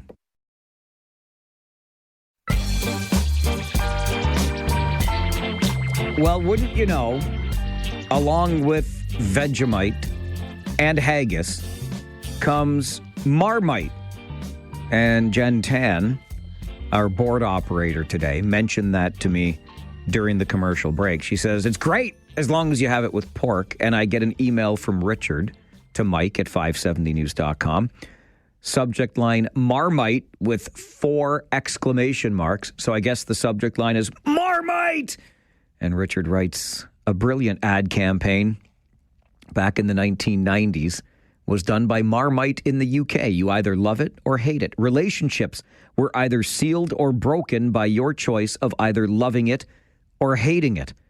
I love the stuff and always bring some home after a visit home to the UK. Richard, appreciate the email to Mike at 570news.com. I trust you found a fellow Marmite lover to spend your life with. Let's go to the phones here on the flip side. Rudy, good morning. Good morning, Mike. How you doing today? I'm doing just fine, thank you. How are you? Good. Like you, my background is German. Okay. And years ago, there was a delicatessen downtown called Fiedler's Delicatessen. Oh, absolutely, yeah. My mom worked there. And my dad was driving work, and he'd come home with a pound of steak tartare. Really? The steak tartare, huh? Lean ground beef, really lean. You're like talking like 2%. Yeah. And he'd mix it up with the egg yolk and Spanish onion, and we'd have it eat on a piece of toast or good rye bread, and we'd eat that together. That was great stuff. Really, eh? So what, like, yeah. Is it like a pate after you put it all together, or what? That's a little rougher than a pate. Okay. But it's good. It's good. And then some paprika on it. And when you're talking before about spätzle, my mom made spätzle. She had the whole spätzle press and that. It was great. I love me some spätzle, Rudy, for sure. I miss my mom about that stuff, man. That was great. I'll bet you. Hey, Rudy, thanks for the call today. Appreciate it. Great. Have a good day. Good to hear from you. Huberta's house during out in Mannheim during Oktoberfest. Oh, man. That's where I like my spätzle when Oktoberfest rolls around. But there you go. Steak tartare. One of the delicacies that Rudy's family enjoyed when he was a youngster. The Vegemite that they couldn't get on the store shelves at Found Coffee in Guelph, and now they can again because they solved the international kerfuffle. It just makes me wonder about the foods that you eat and perhaps even why you eat them. I don't know. Let's find out. Kerr, good morning. Hey, good morning, Mike. How are you? Hey, I'm great. How are you? Good, thanks. Good. One thing I noticed you didn't mention was pigtails. Isn't that German? You know what? It's funny. When Rudy talked about Fiedler's, that's the first thing I thought of. And yes, pigtails are German. And the funny thing about the pigtails, when I was a kid, I had a hard time getting over the presentation, shall we say. But now I love me some pigtails, Kerr. Oh, okay. What about you? You don't love the pigtails? Come on. You won't catch me eating those. What's the matter with you, Kerr? I know. So the one food I wanted to mention, I'm of Indian origin. Okay. We are of a particular community called the Bohra community. It's part of the Muslim Shia community. But the Bohra community has very special foods which you really won't even get in a restaurant. There's no real restaurant around that you can even go and eat at, okay? So this has to be at a home somewhere. Okay. But anyway, the food it's made out of trotters. So it's lamb or goat or beef, like cows. So it's made out of the feet, and it's very gelatinous. It's very good for your nails and your teeth and hair, I guess. Yeah. But it's you got to eat that gelatin stuff. It's like eating the gristle of beef, you know. So I don't know how many people would enjoy that. And the other funny part is that it's served in a like a soupy kind of state, and you dip it with a naan. So you can have a nice big garlic naan, which is the bread. I like that. Yeah, very much. Right. So the garlic naan, you dip it in there, and when you eat this, because of the gelatinous part of it, your fingers stick together. It's like glue. It's like you can't separate your fingers. It takes a little bit of effort. But anyway, I thought I'd put it out there. It's a very different food, and if you haven't tried it, it's called paya. Paya. Paya. Okay. You may be able to get it at a Pakistani restaurant in town. You may be able to get it there. Paya. I'm making a note of that. Eat that with the naan or what. Another thing is it's called khamir ni roti. So roti is, again, same thing like a bread. Yeah. But those are the things that you take a little piece, break it off, dip it in, and eat it, and then make sure you separate your fingers. So, can you describe, I'm wondering, is it salty? You said it's gelatinous. What's the flavor like? Yeah, it's a curry. So there are spices in there, like all Indian food. So it will be a little spicy. It will be a little salty, yes. Okay. Yes. I'm glad to learn this. Kerr, thank you very much for the call. Oh, thank you, Mike. Always a pleasure listening to your show. Thank you so much. Thank you. Enjoy your day. Bye-bye. I was hoping that we would learn a little bit more. Maybe this wasn't new to you, but Paya, brand new to me. And boy, what a great description from Kerr. Right down to how it will almost glue your fingers together, the gelatinous nature of it. Mike, over to you on the foods you eat. Well, these were in our family for a long time by my grandparents. They ate head cheese, oh gosh, blood sausage. They ate ham hocks. But the most disgusting thing I didn't want to eat as a kid was something called tripe. You know what that is, sir? I have heard of it, yes. It's the inner lining of the stomach. Right. And God, that stuff tastes awful. And that was something that your mom or your parents would serve? The grandparents. Grandparents, tripe. Oh, wow. Oh, God, Mike, I'm just about ready to puke in the car here. Oh, right gosh. now. Okay. Talk to you later. All right, Mike. Thank you. You know what? Head cheese. I can't believe I forgot. Great grandma. There was always some in the fridge. Always. Philip, good morning. Good morning, Mike. Yeah, you know my heritage. And the head cheese was mentioned, as were the pigtails. But another item was pickled tongue.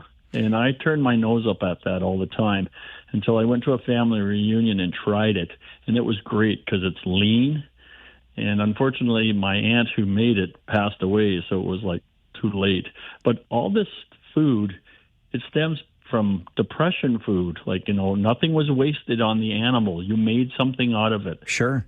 And that's where the head cheese, the pigtails, and the pickled tongue comes from. Yeah. Excellent With point. a good beer. Hey, we are fellow Germans. Of course, everything is paired with beer. Yes. Thank you, Phil. Okay. Bye. Enjoy your day. Pickled tongue reminds me of pickled eggs. I'm not a pickle guy. I don't like dill pickles one little bit. However, a pickled egg, if I go into a certain kind of establishment, okay, a bar, and they have the jar of pickled eggs on the bar, I will still eat one. I don't care how long they've been there. We used to make jars of pickled eggs at home. I loved me some pickled eggs. I'd forgotten about pickled eggs. I have to get some again. John, good morning. Good morning, Mike. How are you today? I'm very well, thank you. How are you? I'm good. Good. The topic's interesting because I've never seen that Anthony Bourdain Parts Unknown show until last night, and now we're talking about this. Oh, interesting. Good timing. Yeah. The old boys that I hunt with, whenever we're up at the hunt camp, are always breaking out the head cheese, and I know you've already talked about that. That's pretty gross. It is, yes. I'm the opposite of you. I love dill pickles, but I couldn't bother with a pickled egg. I've tried to like them. They're no good. But I got a German background, and for the last 5 years, I'd say that my favorite meal has been shawarma. It is delicious. I'm with you. Cannot argue with you there, sir. My beloved is a big fan as well, and we've got our favorite shawarma spots, and love it. Love it. Fantastic. Thanks for the call, John. Take care. Enjoy your day, sir. Enjoy your day. We got time for one more before the break. Grant, good morning. Yeah, good morning. Yeah, Mom used to make this awesome cheddar cheese broccoli soup. Oh, my goodness. Oh, that sounds fantastic. That doesn't sound weird at all. I feel like jumping into it right now. Take a big bath in cheddar broccoli soup. Good idea. And I don't understand eating sushi. What? Grant, sushi. I love sushi. It has to be cooked. No, it does not. Give me some salmon sashimi or give me death, Grant. And even fish eggs. What are those called again? A little bit of roe, a little bit of caviar? Oh, okay. Sorry, Grant. You don't know what you're missing with sushi, though. I like me a good sushi boat. That is for sure. It's the flip side on the Mike Farwell Show this morning. 570 News Radio and Rogers TV. I love the email I got from Russell to Mike at 570news.com. I've been known to eat liver and onions when I was younger with my family. There was a love for the dish when I was a kid, and they made it great at the New Sarum Diner outside of St. Thomas where I was living. But I can't order that uniquely flavored dish with my wife, as she gives me a look and thinks I'm crazy. My beloved also enjoys her liver and onions. Russell's email continues. Escargot has been tried twice, once with cheese, the other without. Butter doesn't make it taste much better. I don't think I've tried the escargots. I can't remember for sure, but appreciate the email, Russell, as we talk about the foods that we eat that others think might be in poor taste. I'm running up on the noon news here. I got to be to the news center on time, but if you'd like to still share some of those unique food tastes that you have, I'm all ears in the next 60 minutes because the Talkback Hour is about to begin. So Christine and Steve and Rockin' Ronnie, if you want to hang around, we'll start with your calls and take more during Talkback, which is coming up here on the Mike Farwell Show, 570 News Radio and Rogers TV. Take out the papers and the trash, or you don't get no spending cash. If you don't scrub that kitchen floor, you ain't gonna rock and roll no more. Yakety yak. Don't talk back. Just finish cleaning up your room. Let's see that dust fly with that broom. Get all that garbage outside, or you don't go out Friday night. Yakety yak. Don't talk back. And your daily Talkback Hour begins with a continuation of the previous 30 minutes. Those weird foods that we've decided are okay for our palate. Let's go back to the phones. Christine is with us. Good afternoon, Christine. Good afternoon. Something that I haven't had in years, but I loved it as a kid, and that's black pudding, a.k.a. blood pudding. Oh, yes. It's made out of...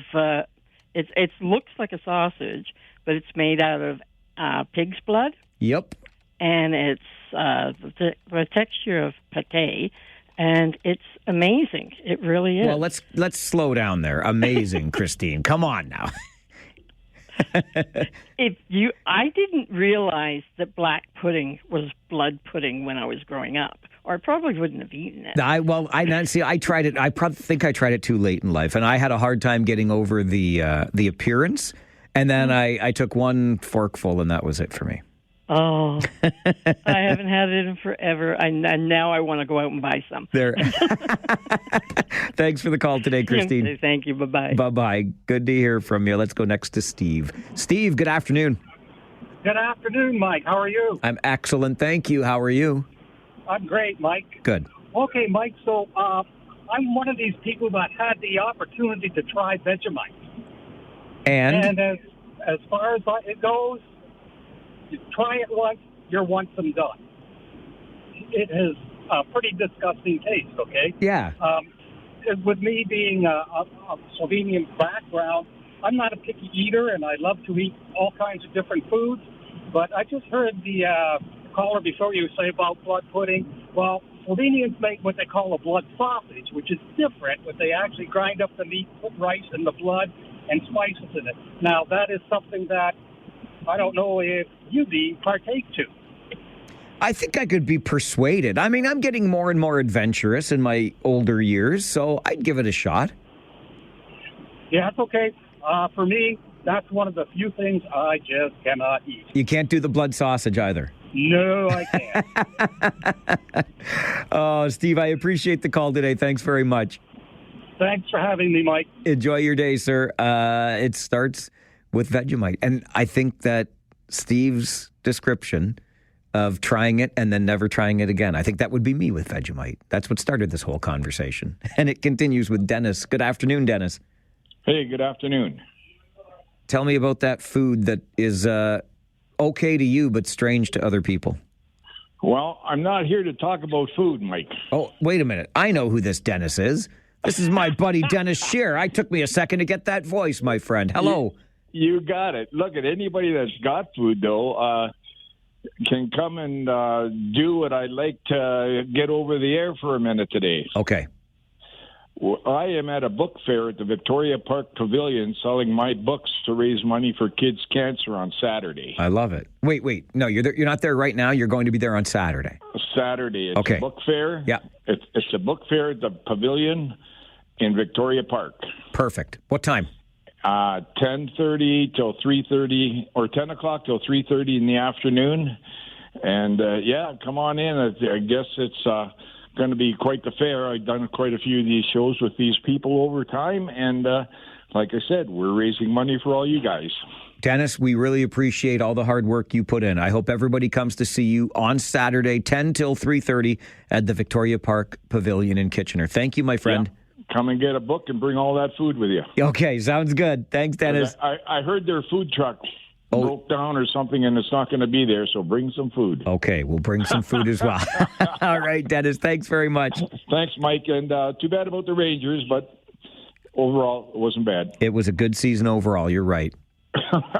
Take care. You too. Bye-bye. Dennis Shearer, who writes the Midge the Dog now is what they're into, but the children's series under the Yellow Moon Mouse Children's Campaign sells the books. It's all for charity. He doesn't take a nickel out of it. He works his tail off, and then he donates to a variety of charities that support families who have children with cancer, and he supports Farwell for Hire as well.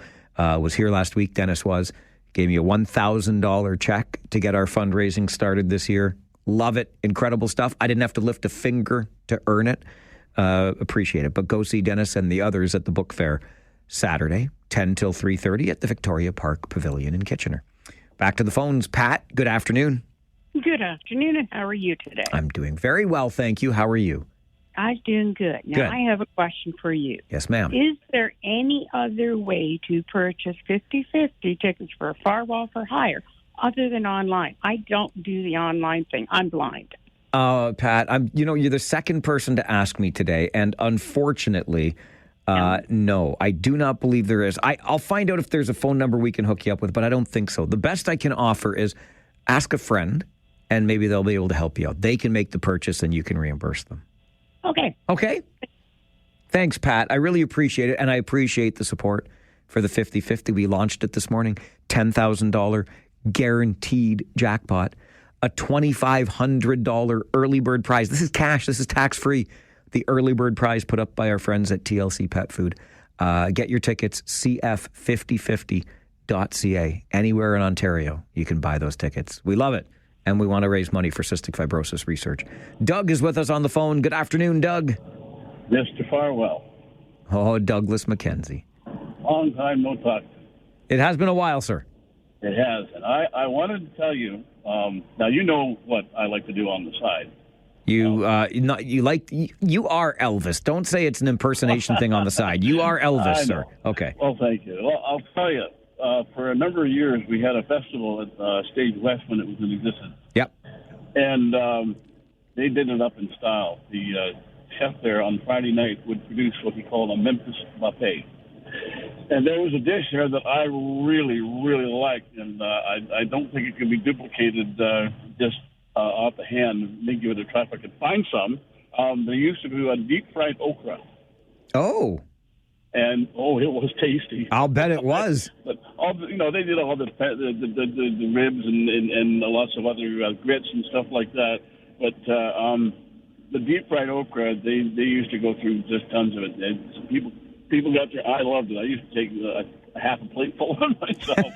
But that was Stage West doesn't exist anymore. But the other thing that I know, I never tried this myself, and that's because my wife won't let me. It was a dish called biscuits and gravy, and the stuff that Elvis had every day of his life till the day he died. The gravy was red-eye gravy, and it was yesterday's coffee grounds with flour. I think it's a bit of milk and water, and that day's drippings from the bacon. Sounds delicious to me. Yeah, I could feel my arteries hard when I was just Absolutely. Anyway, so that was it. And then I said about the Rangers, I was really hoping they were going to start pull off again, but oh well. Oh well is right, Doug, but we had a great run with them. It is sad, though. It is. I miss the boys already. I wish I could go back to the rink. I really do. Deep fried okra. You had me at deep fried, and it just makes me think.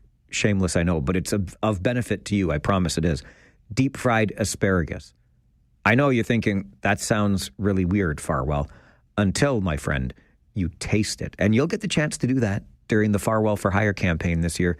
towards the very end of May. So just, keep this in mind. You remember when Farwell told you about the deep fried asparagus? We do it out at Barry's Asparagus with Tim and Libby and the family. And Brad and Christine come with the schmuck truck, and they deep fry the asparagus right off the farm, right out of the field, into the back of the truck, into the deep fryer. It's unreal. Served with a little garlic aioli. Oh, my word. And it's all part of our fundraising for cystic fibrosis for the next 31-ish days. Deep fried asparagus will be a part of it. This is the Mike Farwell Show, your 12 o'clock Talkback Hour on 570 News Radio and Rogers TV.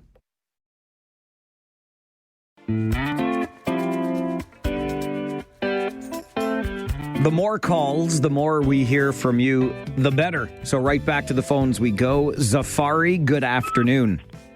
Good morning, Mike. How are you? Fine, thank you. Good. So I heard the radio. I just parked the car. And you guys talking about the food that it look weird but tastes good or bad? Yes. So I want to talk about the food that is pretty famous in Persia and Afghanistan, Iran, part of even India and Pakistan, and then in Africa as well. So we call it shorwa. You make soup from meat. Can you hear me? Yeah. I'm just listening. Yeah, so you make soup from meat. Okay. Yeah, from beef or from lamb. Sure. It's like soup. And then you put lots of water, and when the soup is done, you want me to tell you how you make it? Yes, please.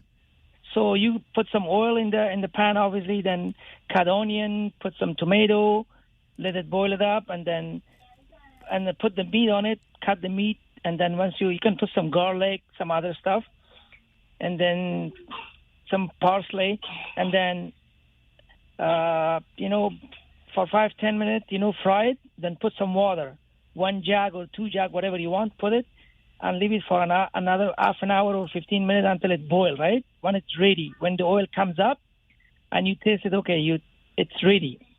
So you take it out and put them in a bowl, and you can take naan or roti or bread, whatever. Yeah. We take it from Persian store and cut those naan, those bread in small pieces, like a small candy, and put them at the on the bowl and put that soup at the top of it.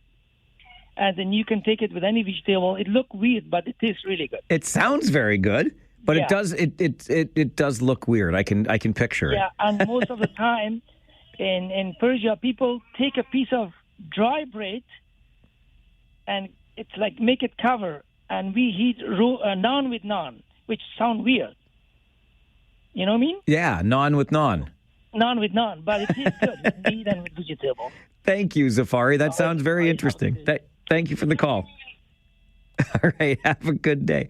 Naan with naan. There you go. Sonia, good afternoon. Good afternoon, Mike. How's it going? Great, thanks. How's it going with you? Pretty good, thank you. Good. I just want to clarify something that was said just shortly before 12 o'clock, and that is about pigtails. What's the matter with pigtails? Pigtails are not German. I have been in Germany and never, ever seen pigtails on a menu anywhere in a restaurant. As a matter of fact, when we have company that comes from Germany here, we order pigtails at a restaurant so that they can try it for the first time. It's a Waterloo region Mennonite thing. It's not German. The Pennsylvania Dutch brought it over? Is that what you're telling me? I'm not sure who brought it. Okay. But it's local enough, and of course, Transylvania Club was famous for their pigtails for many years. Yes. And the pigtails in a pail that Schneider's produced. So it's totally regional thing. Yeah, not even people in Milton or Toronto, the people that I've met, have been familiar and growing up with pigtails. Well, Sonia, Totally regional. good old Waterloo County comes through for us with the pigtails. Oh, what a heartwarming feeling, eh? It really is. Thank you for that. Take care, Mike. You too, Sonia. Great to hear from you today. I love that. I thought it was our German roots. It's just good old Waterloo County coming through with the pigtails. Talkback continues on the Mike Farwell Show, 570 News Radio and Rogers TV. News. Right back to the phones we go on Talkback this afternoon. Marianne, good afternoon. Hello, Mike. I'd like to mention to you about cystic fibrosis. I have a grandson and a granddaughter that have cystic fibrosis. Are you there? I certainly am. Okay. My grandson is 26 years old. The first 4 years of his life, they couldn't figure out what was wrong with him.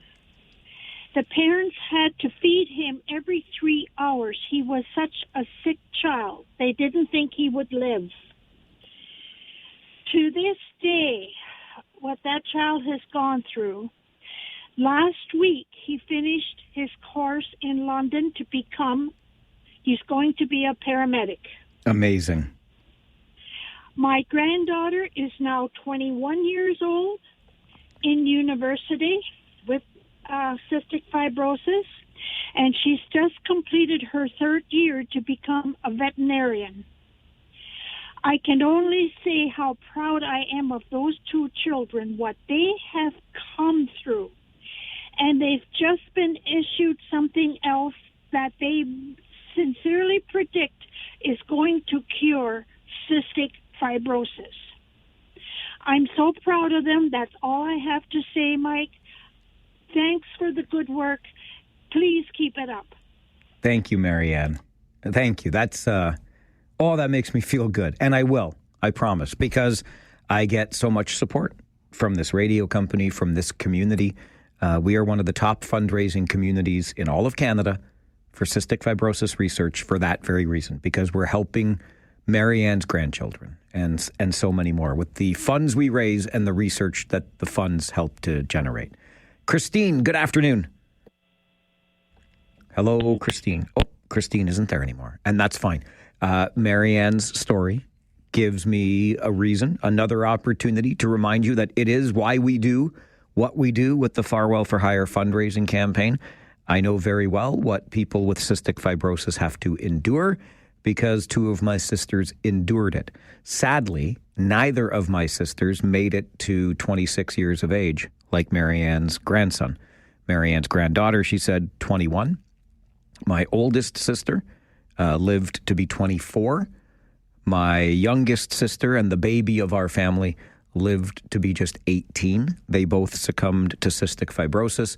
This is why we do what we do. And now, Marianne's grandchildren can live into their 20s and beyond. I've got a good buddy here in town, Craig, who is into his 50s now because the research has moved along at such an incredible pace. I believe we will get to a cure. I believe it. But we've got some incredible life-changing research being done thanks to the money that you help us raise during the Farwell for Hire fundraising campaign. So if you want to put me to work for you, I'm going to Dana Short Gourmet after work today to bake some cookies. I'll bake your cookies. I'll do whatever it takes in order to get another donation to fund the research that will find us a cure for cystic fibrosis. And please do buy your Farwell for Hire 50/50 raffle tickets at cf5050.ca. This is the Mike Farwell Show. Talkback continues on 570 News Radio.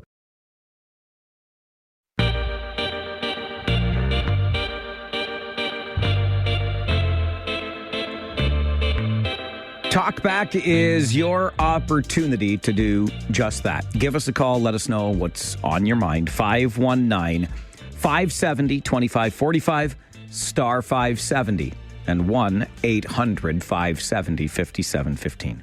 James, you're next. Good afternoon. Hey, Mike, what's going on, brother? James, I'm good. How are you? Not too bad, not too bad. Just a bone to pick with you. I think it was about 3 minutes into the third last night. You were talking about the 50-50 and the playoff draw, and you said, Pixie, wouldn't it be great if I won both tonight? And I thought, well, there you go. You just threw the game away for the boys. You're right, because the bonus draw isn't done until 10 o'clock this morning. You're right. I was like, Mike, what's going on? What do you know that I don't know? I was getting greedy. I just wanted my hands on all that money, James. I'm sorry. I was blinded by the dollar signs, my friend. Won't let it go. It's okay. You're suffering because you know you're going to be dealing with Aaron Rodgers for the summer. So. I don't stop that. I hear you. Stop brother. it. Have a good day, Mikey. Okay, James. I'm not going to have a good day if you keep up that happy crappy. Aaron Rodgers. I don't want him to be a Pittsburgh Steeler. Okay, that's all. Terry, good afternoon. Hey, good afternoon, Mike. I believe pigtails, isn't that a black soul food?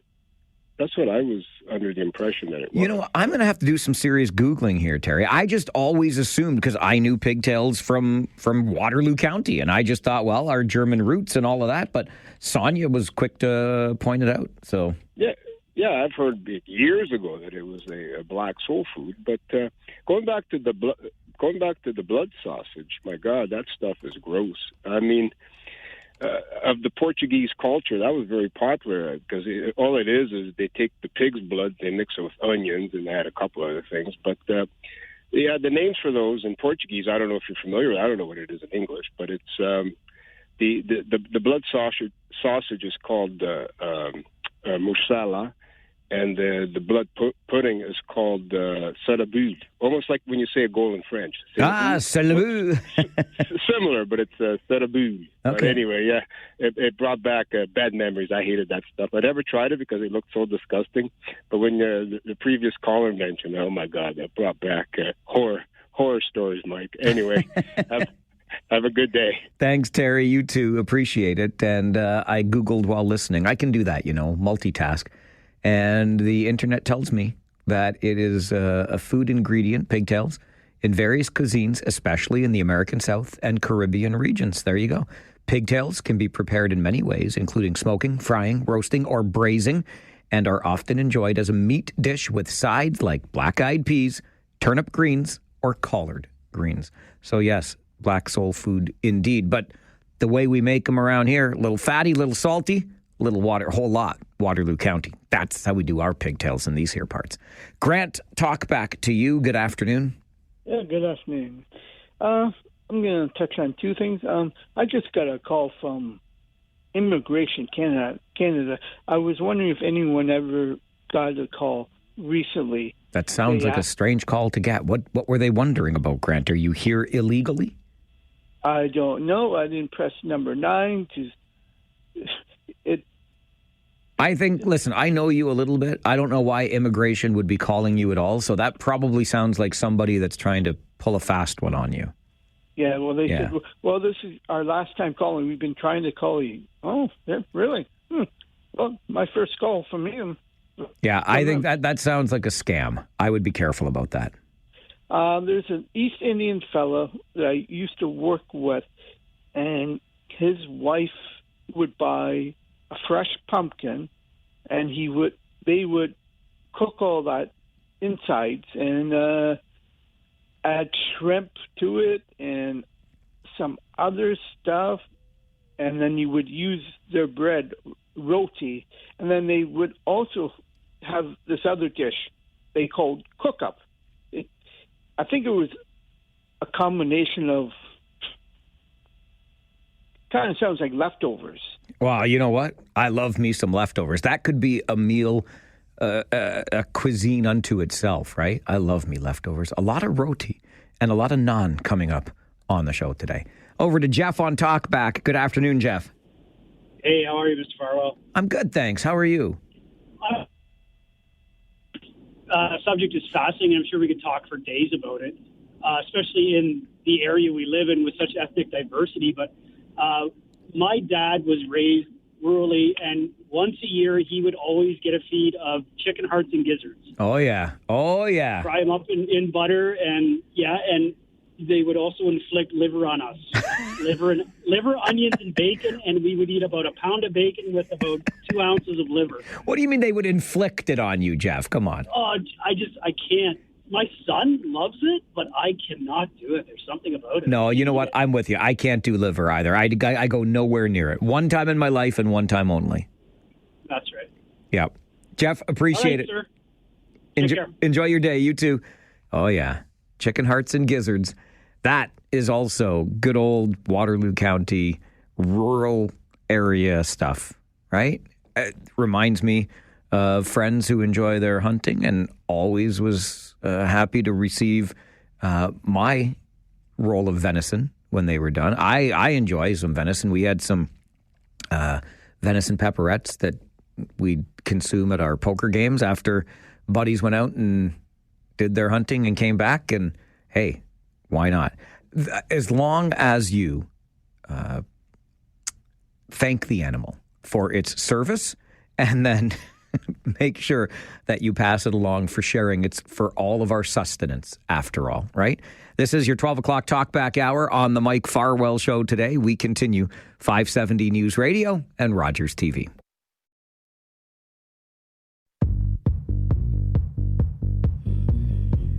Couple of emailers, both Randy and Ernie, in response to Grant's call about the call he got allegedly from immigration. As I suspected, a scam indeed. Do not press 9 or any other number they're asking you to press, okay?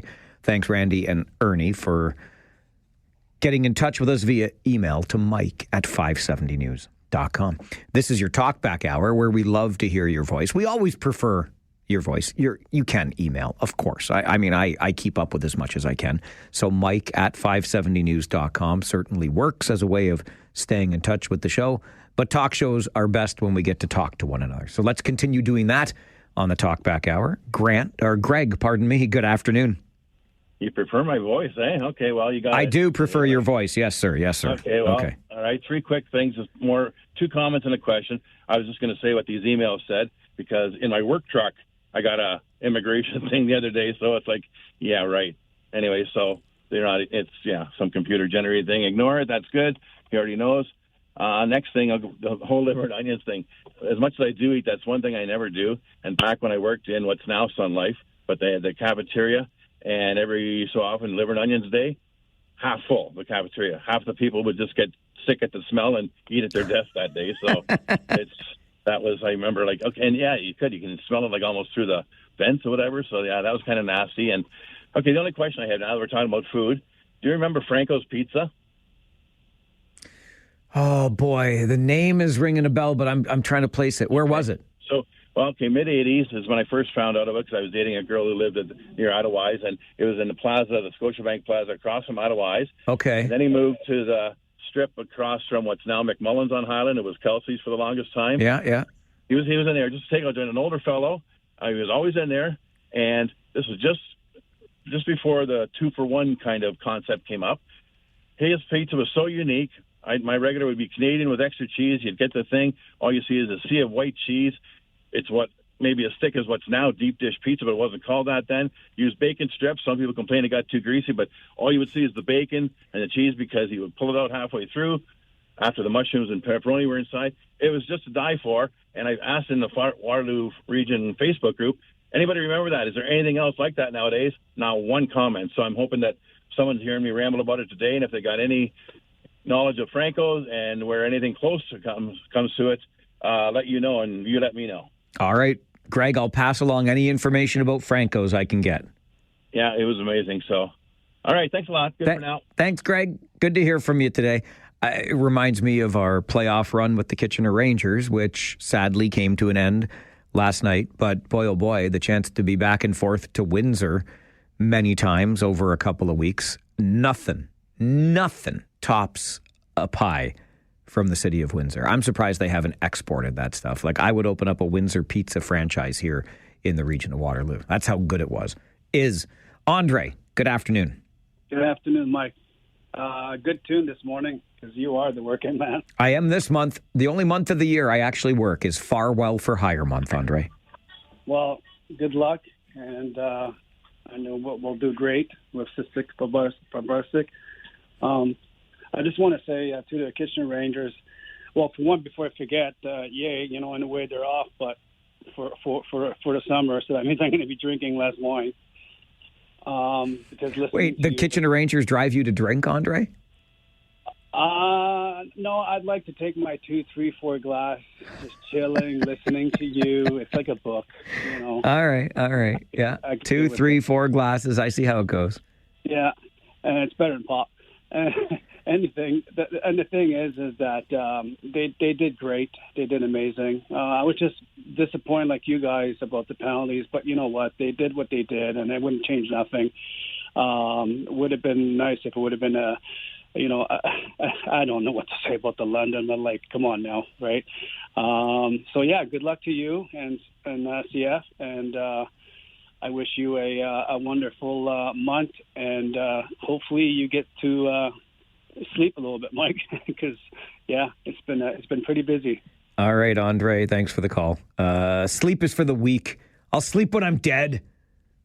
I'm kidding. I'm just trying to be a tough guy. I will do my best. My beloved always makes sure that I'm looking after myself as we look after the families in this community who are still dealing with cystic fibrosis. We don't have a cure yet, but ding dang it, I feel it. I feel it in my bones, and that's why we keep working as hard as we do. Every May, Farwell for Hire Month. Mark is with us on Talkback. Hey, Mark. Good afternoon, Mike. Going back to the food thing. Yes, sir. The worst food on the planet is liver. It's dog food, Mike. It really is. Now, Mark, some people enjoy liver. I don't know how anybody can stomach it.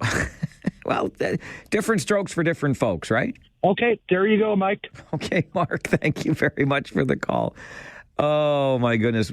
Our sales guy, our chief sales guy, so he's the chief bottle washer and the chief sales guy, brought in a Villa Sandwich. Answer me this, friend.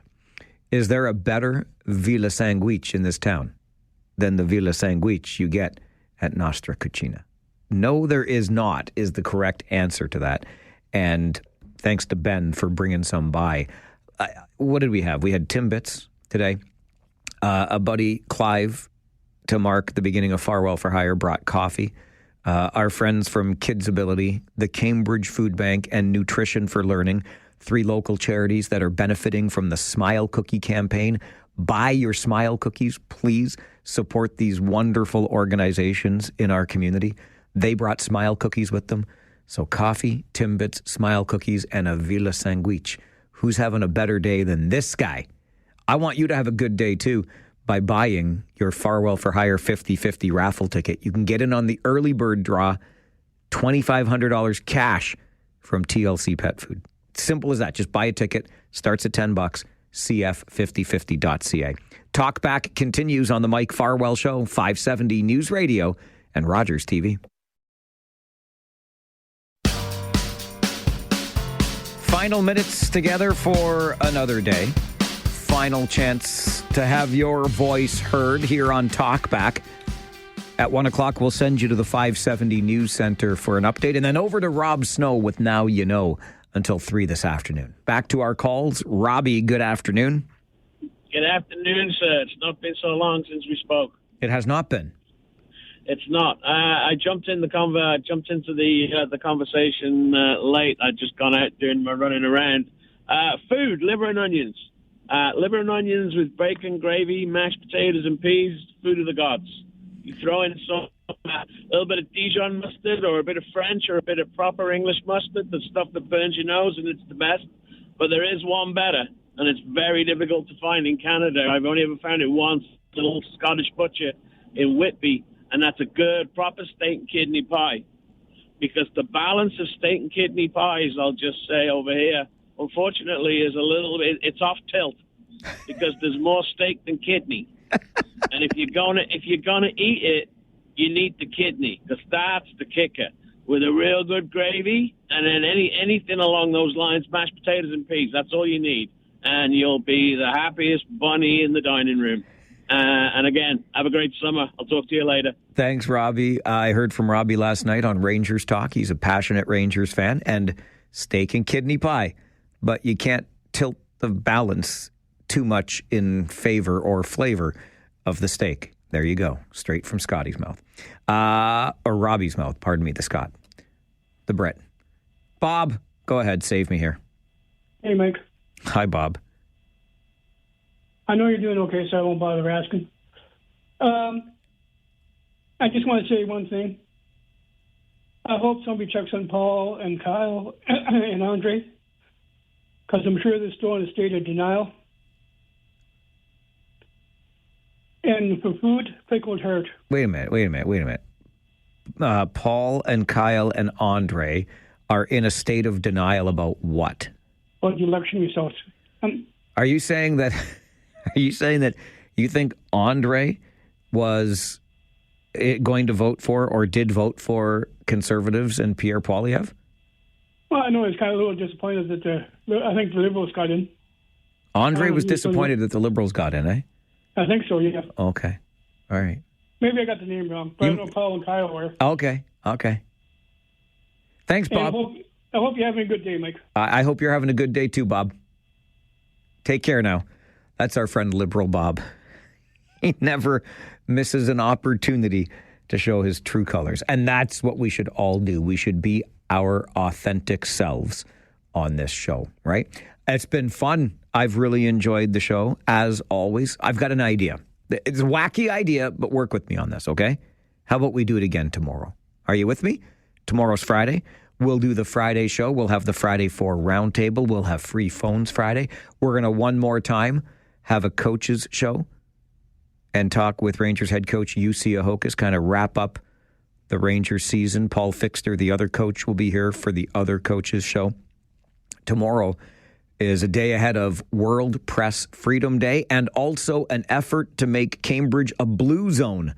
You'll learn all of that on the show tomorrow when we get together again at 9 o'clock tomorrow morning. Jen Tan is our board operator on the program today. My name is Mike Farwell. Have a great afternoon. Bye for now.